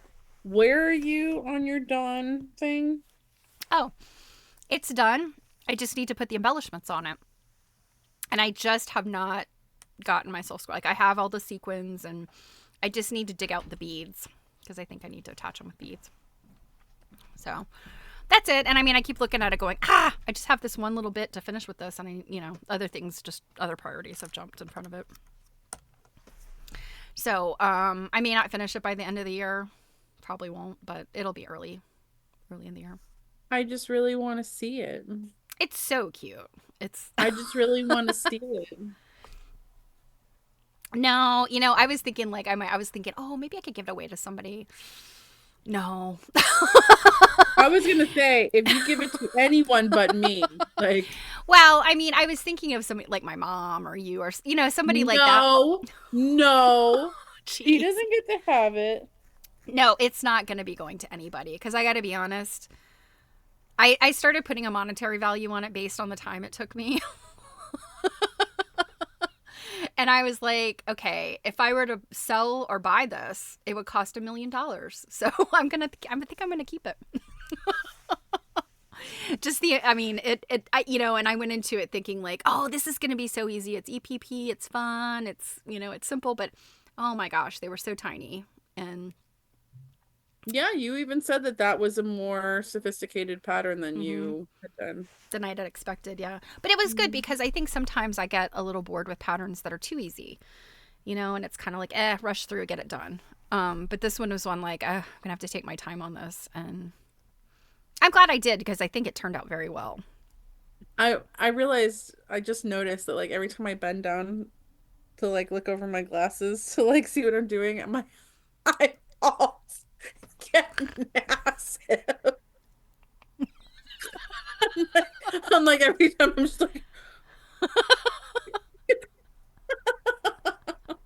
like nobody said anything, but I just happen to look up and see, just a little bit of the lag. It's just like, wow, them some eyeballs. Like, by the way, I did find out that those the lazy glasses that you Mm-hmm. brought up for the holiday, I did buy a pair when I had showed it to you. I just haven't tried them yet. Ah, okay. I thought you had. I just couldn't Okay. remember. I am really bad for like ordering things off like Amazon or something that I find that I'm like, oh my God, yeah, I want that. And then like when the package comes, I like am lazy about opening it because I'm like, I know what's in there. And I know what's in there for so long that I forget what's in there. Yeah, I'm probably am notorious for like buying things and then thinking, well, I can't use it right now, so I'm just gonna put it over here, and then and then never getting back to it, and then finding it like Mhm. 5 years later, like, oh my gosh, I forgot I got this. Yeah. um, So that's probably like part of like the epitome of consumerism. it is. Um, It absolutely is. yeah, I happened to see them actually last night and was like, oh yeah, I did buy those. I just have not used them yet, which Yeah, is funny because mine but are. if I wore them right now, I might look a little more silly if I was just like sitting here like this, like sewing away. Well, mine, I know where they are. I have them. I just, what I think with these, I mean, new old glasses. I mean, I've had these frames before, but I think these, I don't know, these have a little bit, well, I don't know. I think they pretty much got the same amount of flat across the top. I just need to rig up something to be able to set those glasses here, like probably take the arms off of them and have it so I can kind of like rig them to the top of my glasses because I really liked them. I was like, hey, this is pretty cool. Because you're like looking straight ahead and you can still see it. It's so creepy. You're like, I can see what's in my lap. I could see how it's probably a little bit easier or a little bit better with knitting, because knitting, you can almost do knitting if it's just like really basic stitches. You can almost do it without looking. Like you kind of glance down. But with sewing, I feel like you really have to have, your eyes trained on the sewing at all times, or you're going to stick it in the wrong place. That's what she said. I couldn't You help got myself. you having a good time, babe? Yeah, pretty much. All right, I have the rotary cutter out. And I really need to change the blade in this rotary cutter, but Famous last words. yeah, there goes my And finger. then and then you're finally gonna change it. You're gonna be like, why did I wait so long to change it? You're like, it Well, didn't matter how many times I kept getting those little tiny pricks that weren't like slicing all the way through, and I'd have to cut it 17 times. But I'm just too lazy to change my well, you blade. know what's crazy? You know what's really crazy is that this particular rotary cutter blade I haven't changed it in a while, but I have cut paper with this. And it's still cutting just fine. In fact, I think since I cut paper with it, it's cutting better. You're gonna cut anything to give it a little sharpy sharp, then you want to cut it with tinfoil. That's what I've heard. I don't think that works very well.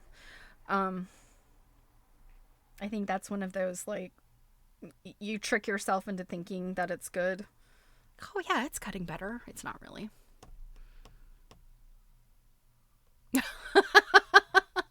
Yep. Robin, we buy things, hide them in the closet, and then space what we put in there. Last year, we lost a few Christmas gifts because they got put in a box we never looked in. Yeah, that happens to me. That happens to my mom all the time. I mean, I think wasn't she telling you the story of like, there's two Christmas presents I have never given Stephanie because I don't know what I did with Yep. them. Yep. Yeah, Robin, you have to, that's what she said yourself before somebody else does.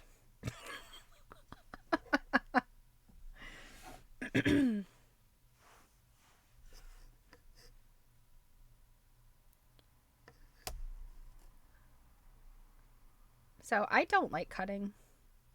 I don't know Not about my the rest favorite. of It's you. not my favorite. That's I, why yeah. those people, I've got a girlfriend, actually the woman that taught me how to quilt, who cuts out the entire quilt at one time. And she said cutting's her favorite. I don't do that. I cannot do all the cutting at once. I have to do a little bit of cutting, a little bit of sewing, a little bit of ironing, like, or I'll just never do anything because I'll be bored. Yeah, I mean, I understand that. I'm trying to think, like, I guess. Yeah, I'm thinking, like, some of the bigger quilts I've made. Yeah, I do all the cutting first. Yeah, like, so I'm trying to think, like, one of the last big quilts. Well, that's not true. Hmm.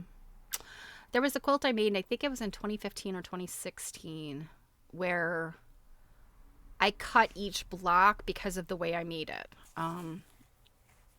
It's a quilt that is like a giant number nine, but the colors change throughout each block, so it's kind of it's different colored in different spots. Um,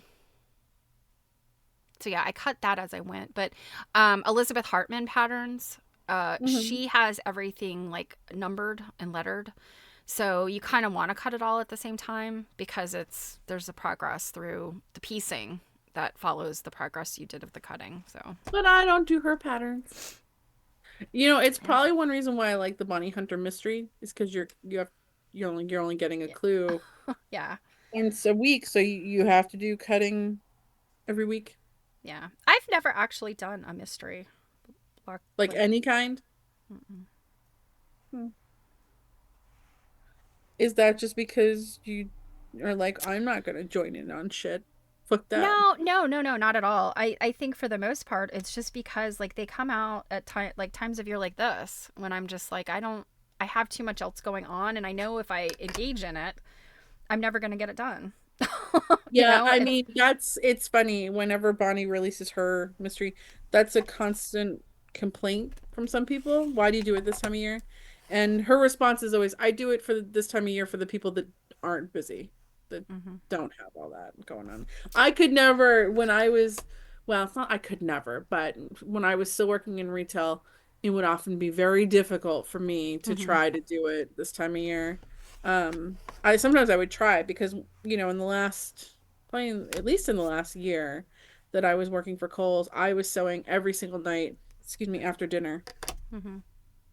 Um, like and from like the time I was done with dinner, so let's say like 6 till I was gonna get into bed around probably like 10:30. And one thing I remember is that I would get really grumpy when it would be like 10:30 because I'd be there going like, I don't want to go to bed right now. Like I'm having fun.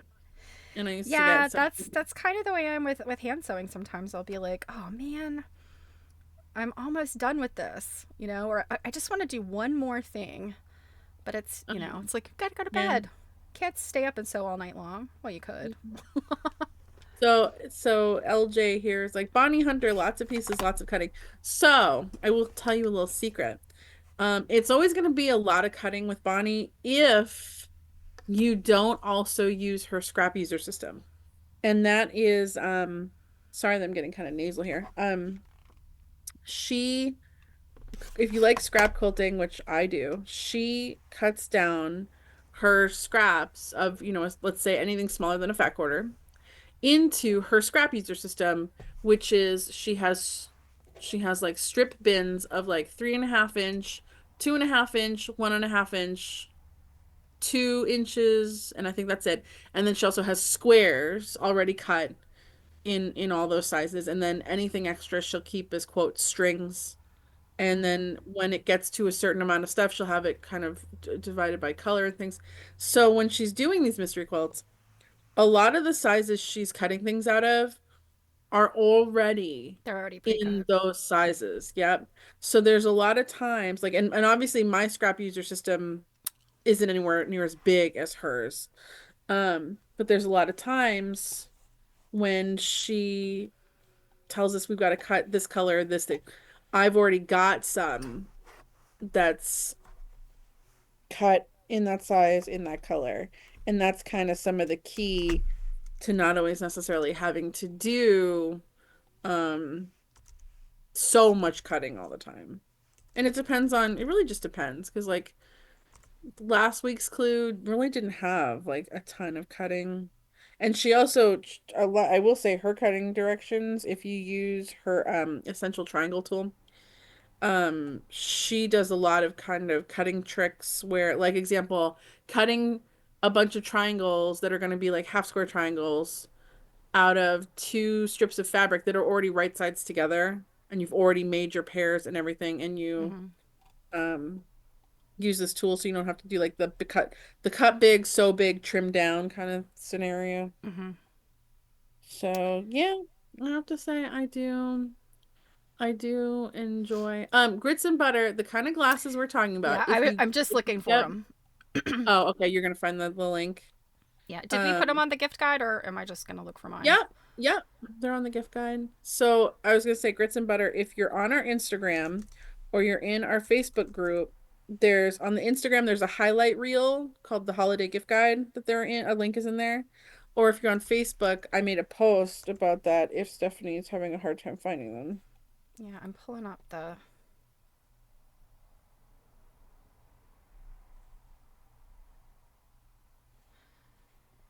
I think I should probably go to Facebook because. Mm, Yeah, so there are these glasses that I had found a while ago because my neck was getting really sore. Um, Was it doing hand sewing or was it long before that? Maybe it was about reading. I forget. Um, but yeah, I was like, I wonder if there's something out there. And I had found these glasses. They're called like prism glasses, where you mm-hmm. keep your head up at straight, and you wear these glasses, and it'll with the use of prisms will like bend your eyesight down 90 degrees so you can see Mm-hmm. what's in your lap while keeping your head straight. And I immediately shared them with our friend Dawn and with Stephanie, and I believe I don't know if Dawn got them, but she was like, "Oh my God, that's amazing." Stephanie did buy them. I did buy them. I just haven't used them. Steph's the only one I think that's Yeah, I'm used looking them. for. Sorry, guys. I'm Are you just a hot mess right now? always. I You can't. need me to Look, find can it? I not? Yeah, you might have to because I'm looking to see. All Oh, right, here we go. I'll Holiday find gift it. card. Oh, okay. I think I found them. Laying Okay. down prism glasses. Here we go.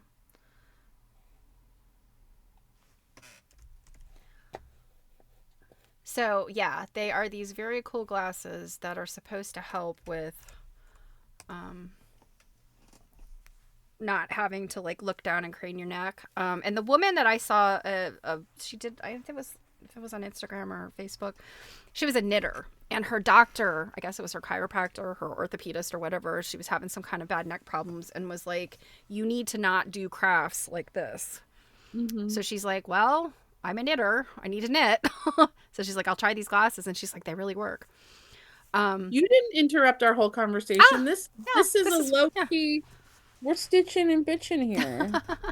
And actually, Yeah. now that I think about it, it may have just been an ad that showed up in my Mm-hmm. like Facebook Mine, feed one yeah, day. and I don't remember if you told me about them first. I feel like maybe you told me about them. I don't remember. I don't remember, but I know I definitely saw a video of a knitter, or it was definitely she's definitely a knitter. Um, but what's really cool about these glasses is so the ones for they call them the lazy glasses because there's a lot of the people are like buy them for laying down and reading. Oh my God, have you I seen some think of the must also real? about like ladies doing that. You're laying down. Like, Hysterical. but Yeah, what's like really I was just gonna say one of the reels I saw was like a husband walks in and he sees her like that, and then they like in his mind they break, and it's like what he thinks is happening is like it's that scene of Linda Blair in The Exorcist where she's coming down the stairs backwards. Like yeah, it is kind of a weird looking thing, I guess. But what I found out about them that's really cool is that they also make a version because they're called prism glasses because it's like it's a prism that's sitting there like above, in this pair of glasses. And they make them so that they're the lazy glasses or the prism glasses are the ones for looking down, but they make ones called belay glasses, which the prism is turned upside down and it's for looking up. And it's for rock climbers because because I'm sitting here thinking doing like what this- we're just like we're all gonna be painting the Sistine Chapel ceiling, like what do we need those for? now it's for the rock climbers because like looking up can be also problematic for your neck and also I think for like safety and stuff. So they've got these belay glasses on so they can pay attention to like their hand position, but they can also see what's going on above them, which I thought was kind of cool. It looks weird. Yeah, thank God it's for looking above and not looking down. Yeah. Yeah, Linda, they say you can wear them over your regular glasses. I know that there's and I don't know if it's I just sent you a link, so I guess it's the ones that we have on our list. But the ones I have, they don't want to sit over my glass. And I think it's probably because of my cat eyes. I was gonna say, like, yeah, your glasses aren't like the general size of glasses. Yeah, they come out farther. Like so I think that's now the problem. I guess I should really try them to see if they fit over my just everyday, Yeah. boring ass shaped glasses. Well, see, and I'm thinking, I'm wondering if I can just unscrew the arms on mine and kind of somehow rig them up over my regular glasses. I wonder if you could get some, like a periscope. Oh, Jan said I thought you were saying prison glasses. Well, I mean, whatever gets the job done. You gotta have eyes in the back of your head if you're in prison. So. No, prism. Prism. Prism. Yeah. Yeah, because you're right. It's not prism. It's prism. So yeah, you spelled it right. Yeah. Okay. Fish orange wide eyes. I don't know. Okay, so the Twitch emojis or your emojis are coming through just as the words because I'm using Restream for this. So I think Robin had one earlier that was funny. I didn't read it, but Oh, I mean, I see an emoji on YouTube. we owe Linda Dr. Pepper. We all said it at the same time. Yeah. What time is it? Oh my goodness. It's already 4:42 our time. Right? It is crazy when you get to stitching Honey, are and you naked? glitching. Are you really? No, Oh, okay. I'm leaving. Oh, could you do me one favor before you leave? What's that? Could you grab me the soda in the fridge? Thanks. He's leaving, so I'm Thanks, gonna Sandy. if I need to do anything else, I'm like trapped under this You're gonna have to do it on your own with your own arms and legs. It means it just means I have to like move my entire setup if I'm going to do anything. Because I have basically turned one of the couch cushions into a lap desk and my laptop is on top of it. I really just noticed too that like God, the view behind me is disastrous. Well, now I'm just looking at how dark it is. It has gotten very dark. I mean, you had it's very dark. super excellent lighting when we first Thank you, started. dear. So Have fun. thanks, Sandy. Glad you have pants on. I'm sure he's like, oh, you guys. He's a very good sport when he's traveled with us, though, I have to say. My husband doesn't travel with us because he's not a good sport. I think he's home and he's probably listening to me going.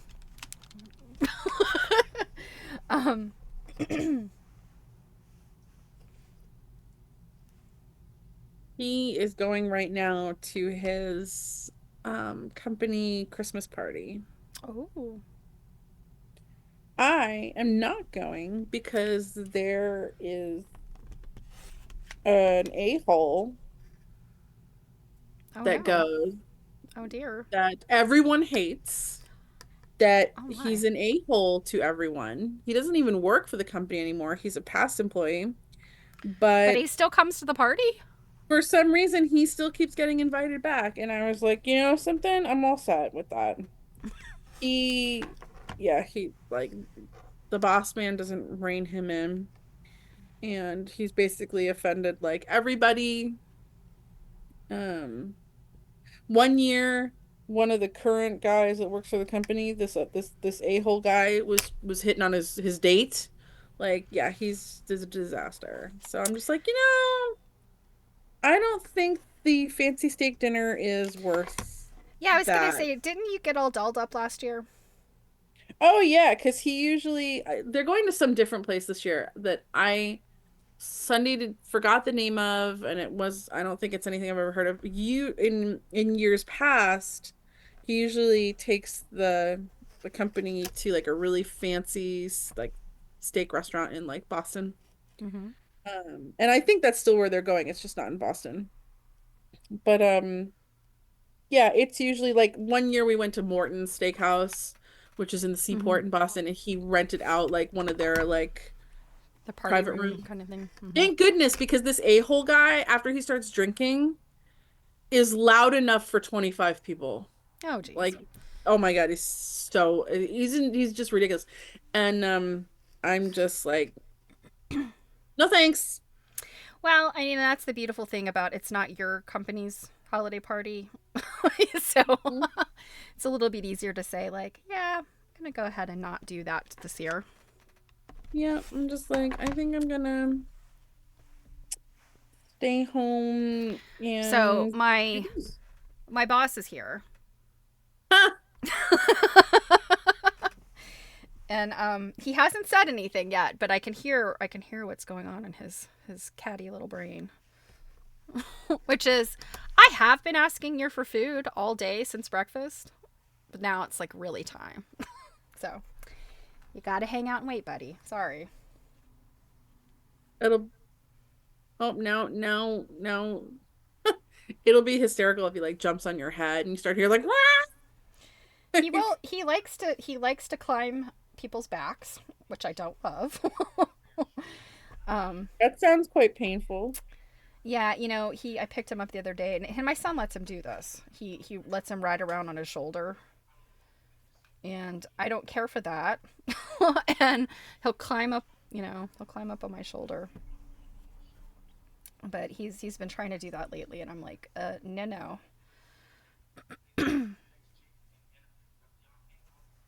So what do you guys what are generally like your plans for Christmas? Do you guys do Christmas Eve stuff? Do you go to someone's house or like what do you guys do?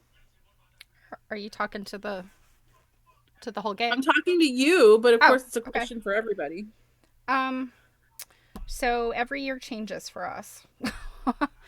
I think through all of the pandemic, my mom just came to our house and we did Christmas with her. And then I think, with the exception of one year, we would then at some point, like right after Christmas, between Christmas and New Year's, go to my in law's house. But as I think you guys know, my mother in law passed away earlier this year. So, some of that family stuff is just kind of fraught with challenges right now. So we are planning to go to my father-in-law's house, and my mom's gonna come for Christmas Day for dinner. Like a late lunch, early dinner kind of thing. Mm-hmm. And I think my brother-in-law and his kids are gonna come up. They live about, I don't know, an hour and a half from my father-in-law. We don't want him driving. Is kind of the Mm-hmm. point. Mm-hmm. So that's what we're gonna do. We'll be gone from home for a couple days, I'll be sure to and send you refrigerated items for your neighbor to get. yeah. Well, no, don't send actual refrigerator, but I don't tacos. What you need to do is get a box that's something like, I I don't know, bodily fluids must be must be refrigerated. You know, I don't know. One of those things. Like, Important crime scene. yeah, or Sample. something addressed to the what do you call it, the transplant team, human head inside. Yeah, that'll freak her out. Yeah, we'll just be gone for like Christmas Eve, Christmas Day, and like the day after, I guess. Um,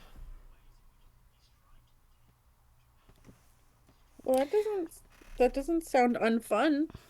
no, I mean it's kind of a low key holiday. I honestly I kind of like it that way. We've done years where it's been, all kinds of stuff, and then our anniversary is New Year's Eve, so that sometimes complicates, you know, depending on what people are doing, and want us to join them for. Mm-hmm. The last few years, I mean, obviously because of the pandemic, we have done absolutely nothing. And in fact, I want to say Rob has been asleep by like 10 or 11 o'clock for every New Year since the pandemic started. So I have been asleep generally early.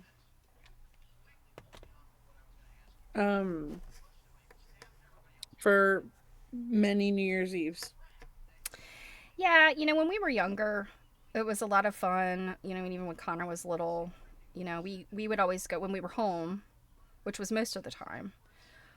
Every now and then, well, I want to say there was a few New Year's where we were at my in-laws' house, but for the most part, we've always stayed home for New Year's. And my neighbor would always have a little New Year's party, and so we would go over there, and of course, all of our kids were about the same age, so the kids would go downstairs and play video games and hang out, and we would just be upstairs watching, Dick Clark or whatever, and just eating.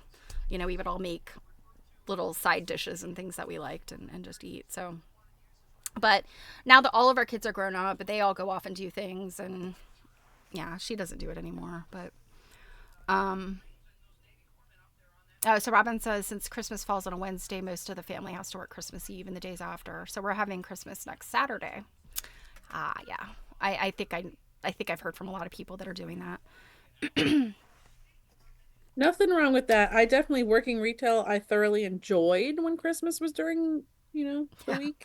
Well, when I was in retail, it's kind of like, can we do Christmas in July? Well, it's only for Kohl's.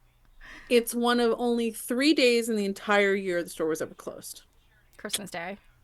Yep. Christmas Day, Thanksgiving Day, Thanksgiving and and Easter. Easter. Yep. Yep. I mean, I never worked at Kohl's, but I worked enough. I worked enough big box. I know. And then there were those years there in the middle. Was it the mid 2000s? I guess when some places started opening up on Thanksgiving night. Luckily, that's illegal in Massachusetts. Yeah. So when I was in should be grad illegal school, everywhere. when I was in grad school, I remember the Kohl's in Winston-Salem was opening at like 6 p.m. on Thanksgiving night. Yeah. And it's I'm funny just because like, at one point I considered transferring there while I was in grad school just to work a couple days a week during the week because I was kind of bored not having any kind of job, at the time.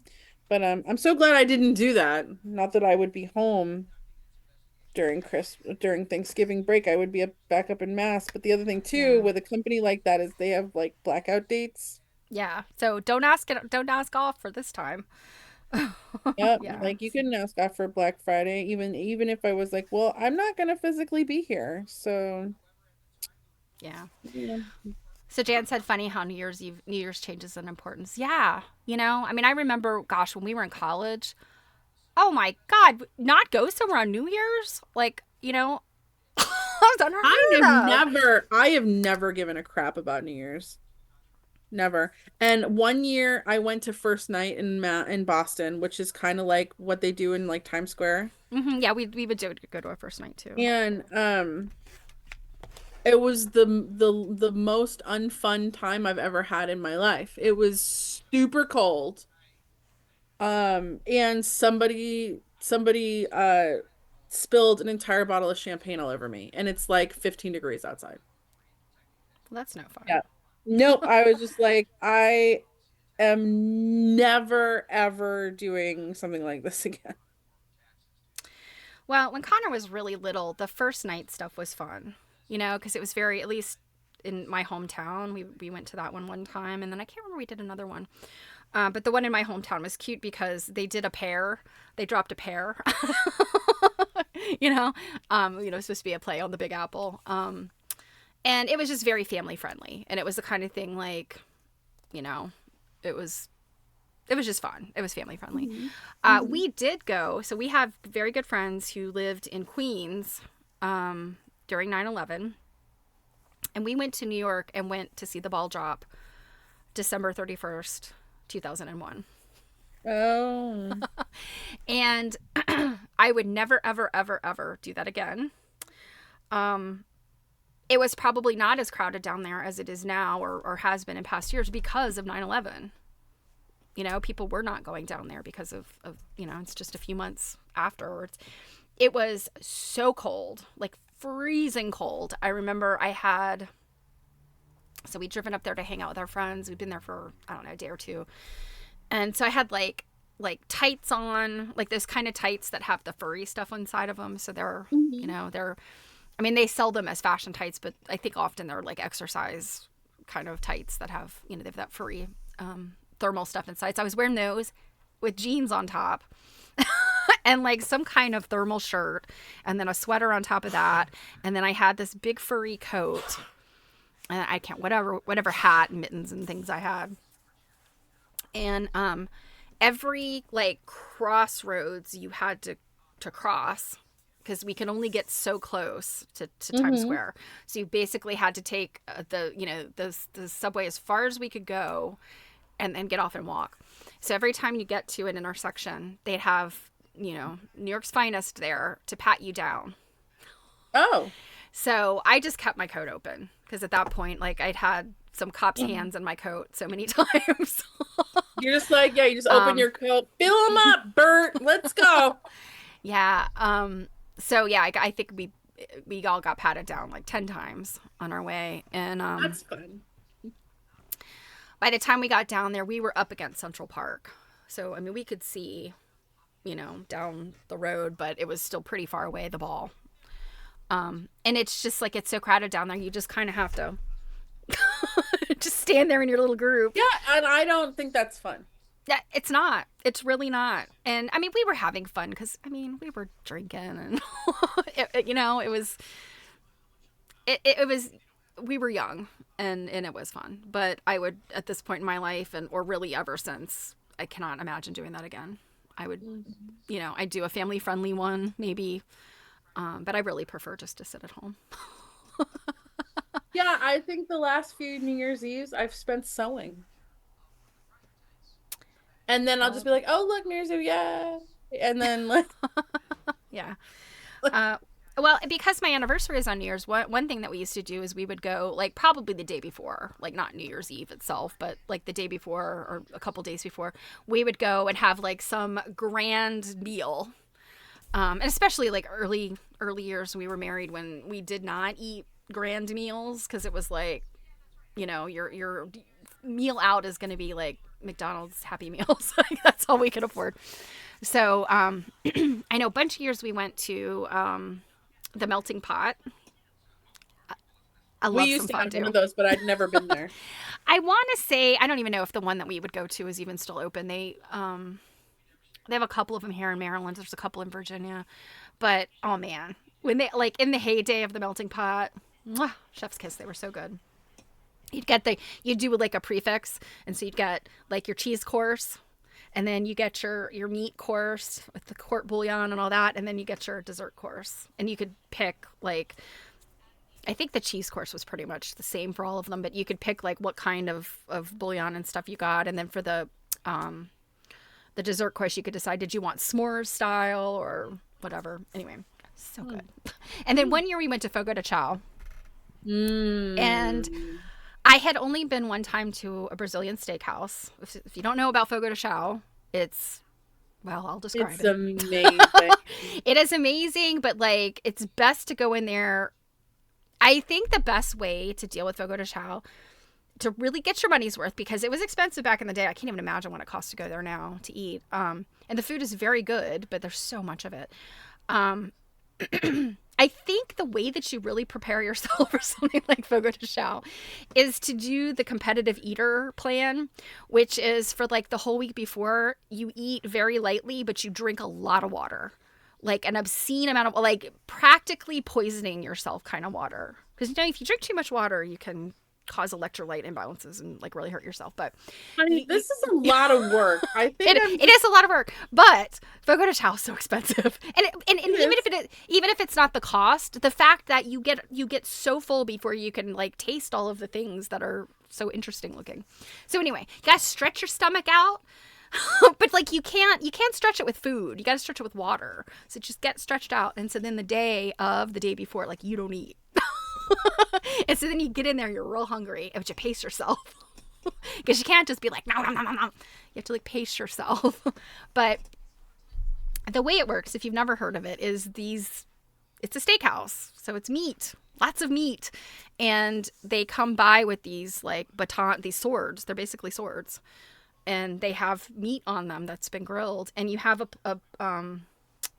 Little, yeah, it's like a little go or stop. Yeah, and I'm trying to think, I want to say the ones here were like red on one side, green on the other.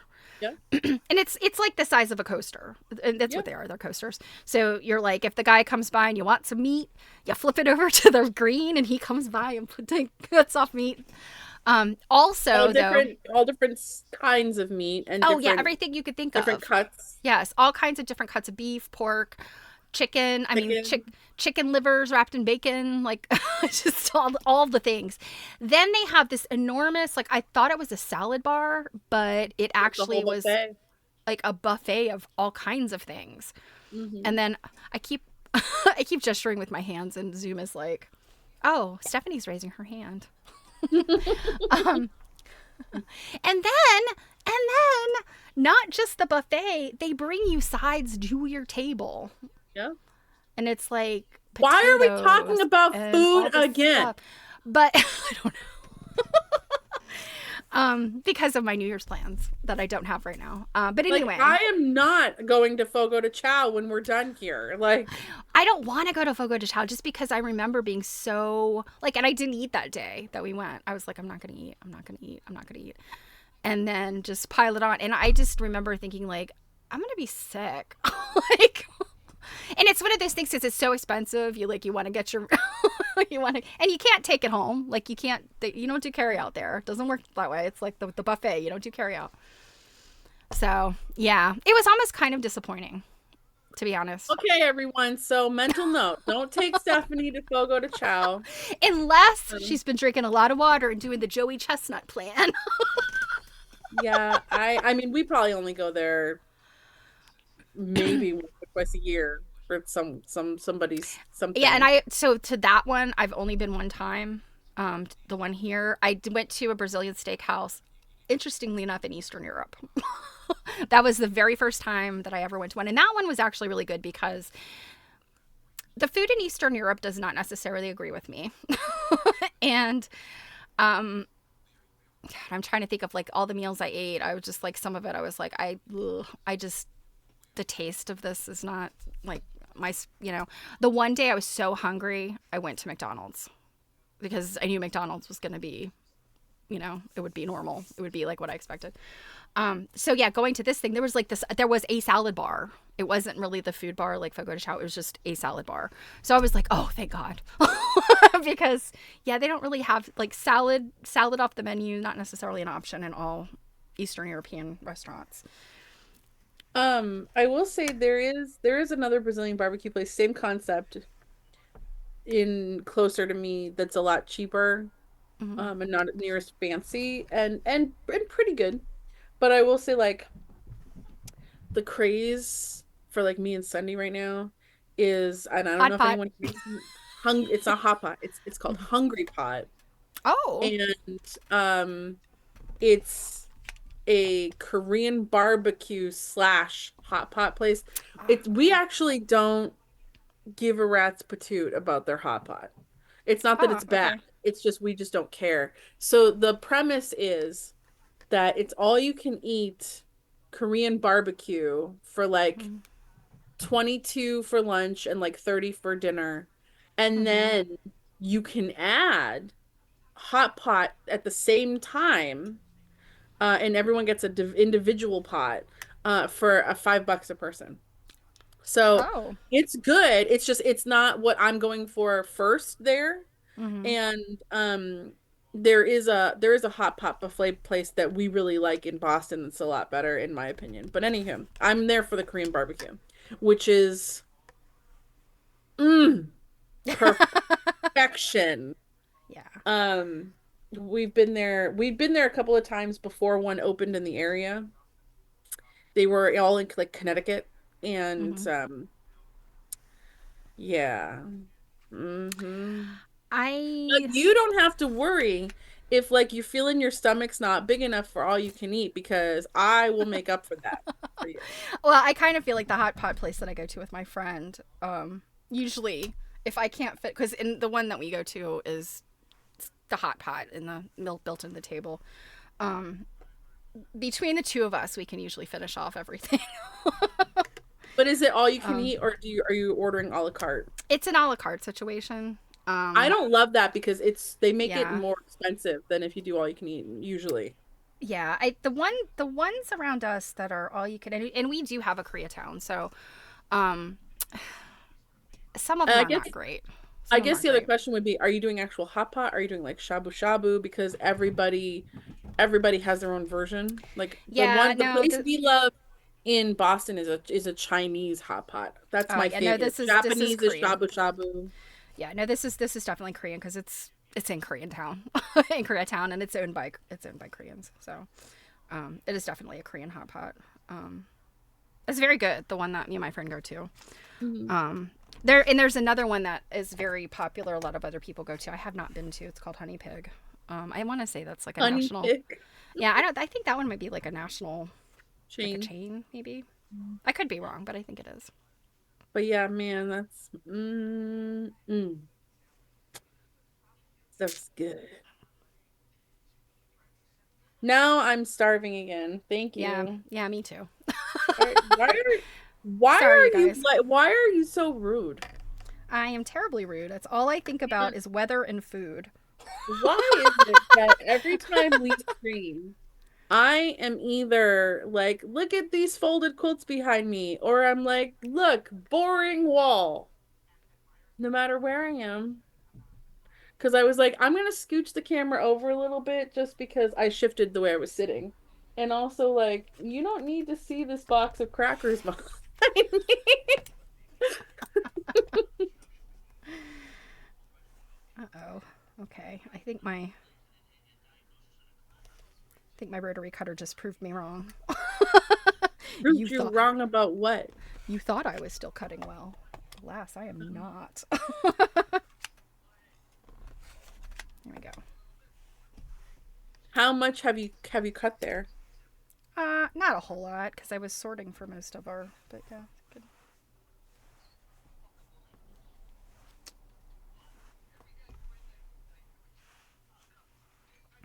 And I would really, really love to hand piece these, but that will take me forever. So, I thought you could hand piece pretty quickly. I can, but 48 of these, I don't know. Maybe I'll start hand piecing and see how it goes. I would um, say just machine piece them and move on with your life. yeah, I think that's going to be the Is there best. other aspects you're gonna hand piece? Not hand piece, but there's applique. So yeah, there's a lot of applique in it. I was actually going to work on tracing some of the applique today, but I thought it would be easier if I just worked on the fabric stuff here, and Hmm. then I'll deal with the applique stuff on my own time. Hmm. Well, I was gonna say I have to go to the bathroom, and we've been here about 3 hours now. Yeah, and yeah, So, it's kind of crouching on dinner time. The mhm. cat did leave, but it means he's standing at the bowl going. Mother, It's I am wasting away. yeah, yeah, yeah. Those cats are like, ugh. You would seriously. They act like they have not been. Oh, hey Jan, I'm glad you got stuff done. It was so good to Yeah. see you here. But see, even Jan's like, I gotta go. 3 hours. You know, it's.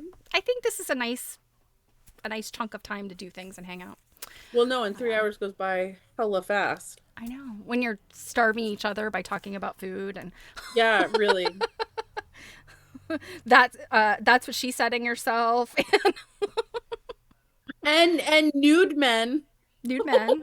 Poor, poor Someone's gonna watch this replay and be like, oh my God, what did I just, I mean, he had a towel on. Like, but his little like, oh he didn't expect the camera to be pointing in that direction. Right, because when he left, you were sitting the other way. The other way. Poor man. Seriously. You're the worst. Call him in here. Well, I guess you didn't know that he was. Yeah, I didn't expect him to be nude. Like, or you know what? He could be like one of those guys, right? In those like you see, like watch like comedy movies, and he walks into a room nude. And he's like, oh, I didn't realize. I didn't realize anyone was gonna be in here. Like, what were you just saying? I was gonna say he walks in and there's like, I don't know, whatever that thing with the red handle on top of us. He's standing right there and that's like covering up what it needs to cover up. And then he walks further by and he's got like a vase. There's definitely a scene in Austin Powers where that happens. I was gonna say my cousin made a calendar like that. All right, guys, I either got to find 11 friends or I'm going to have to do 12 months of cake. 12 months of cake would be really fun. I really like cake. Not when it's cake wrapped in a quilt. and you know, they'd all be pictures like, brrr. They can't all be the same picture. Yeah.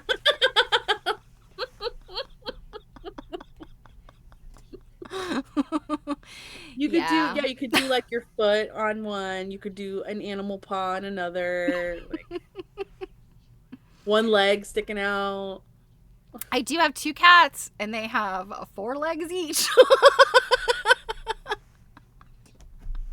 Well, LJ2 says got a lot done. I actually got quite a few seams done myself. I want to say at least like 15 seams, which is fast for me. Like, because I also was doing shifting and drinking my coffee and like things, but yeah. Now I'm gonna go do dinner things. Although I will say that probably later in this evening, then I'll go into my like sewing room, and I'll do machine work. I chose not to do that today just because of the noise. Yeah. Well, I have 2 things that involve machine, and I was like, oh, that would be not cool to. Grits and Butter said, actually, Quilt Nerds in Quilts calendar is a fantastic idea. I'll do one as long as I get to pick my own quilt. How much did those people make? So the story I was telling earlier about a girlfriend of mine who got together with her like friend circle at her retirement community, and they quote like things that they enjoy in the nude. And it was one of those things where it's just the way you take the picture that's suggestive that you're nude. Right. They probably had clothes on. They just pulled their shirts down. Yes. Yeah, like they were probably wearing like tube top type things. Although actually my one girlfriend, I wouldn't be surprised if she was nude when she took her photo. Like but I will say that those gals made $30,000 off their calendar for their local nursing home in their community. Yeah, I could definitely use $30,000. So I just don't necessarily know who would buy a calendar with even one picture of me nude and in a quilt. I don't know. You got good cleavage? Like, wasn't that? I mean, that's what someone was trying to tell you about on Twitch. There, it was like. Well, it was Druid, and I think she was just saying like people tend to make more money on Twitch when they show off their cleavage. So. Yeah, so buy yourself a fancy bra or actually in certain instances a corset sounds kind of nice just because it keeps your back from bending in a particular way so that you're not. Well, I mean, I have several corsets. So Well, we're learning something new about you today. they're historical costuming corsets. I have a Victorian fan corset, That's and I what have she said. And then Robin here says a whole new meaning for sunbonnet Sue quilts. just a sunbonnet. Yeah, so you could do like a corset and a sunbonnet. Well, we do know I have a few bonnets, so Thank goodness you're wearing headphones and your husband does not hear this conversation. well, he just got home from work. If I could hear him come in a few minutes ago, I'm assuming it was him and not my son. So yeah, I'm sure. Because he'd probably like show up and be like, "Okay, you guys aren't allowed to hang out with my wife anymore." Well, you know, I mean, I'm just kind of like, he's probably like, oh, no. Just shake his head. Well, no. All right.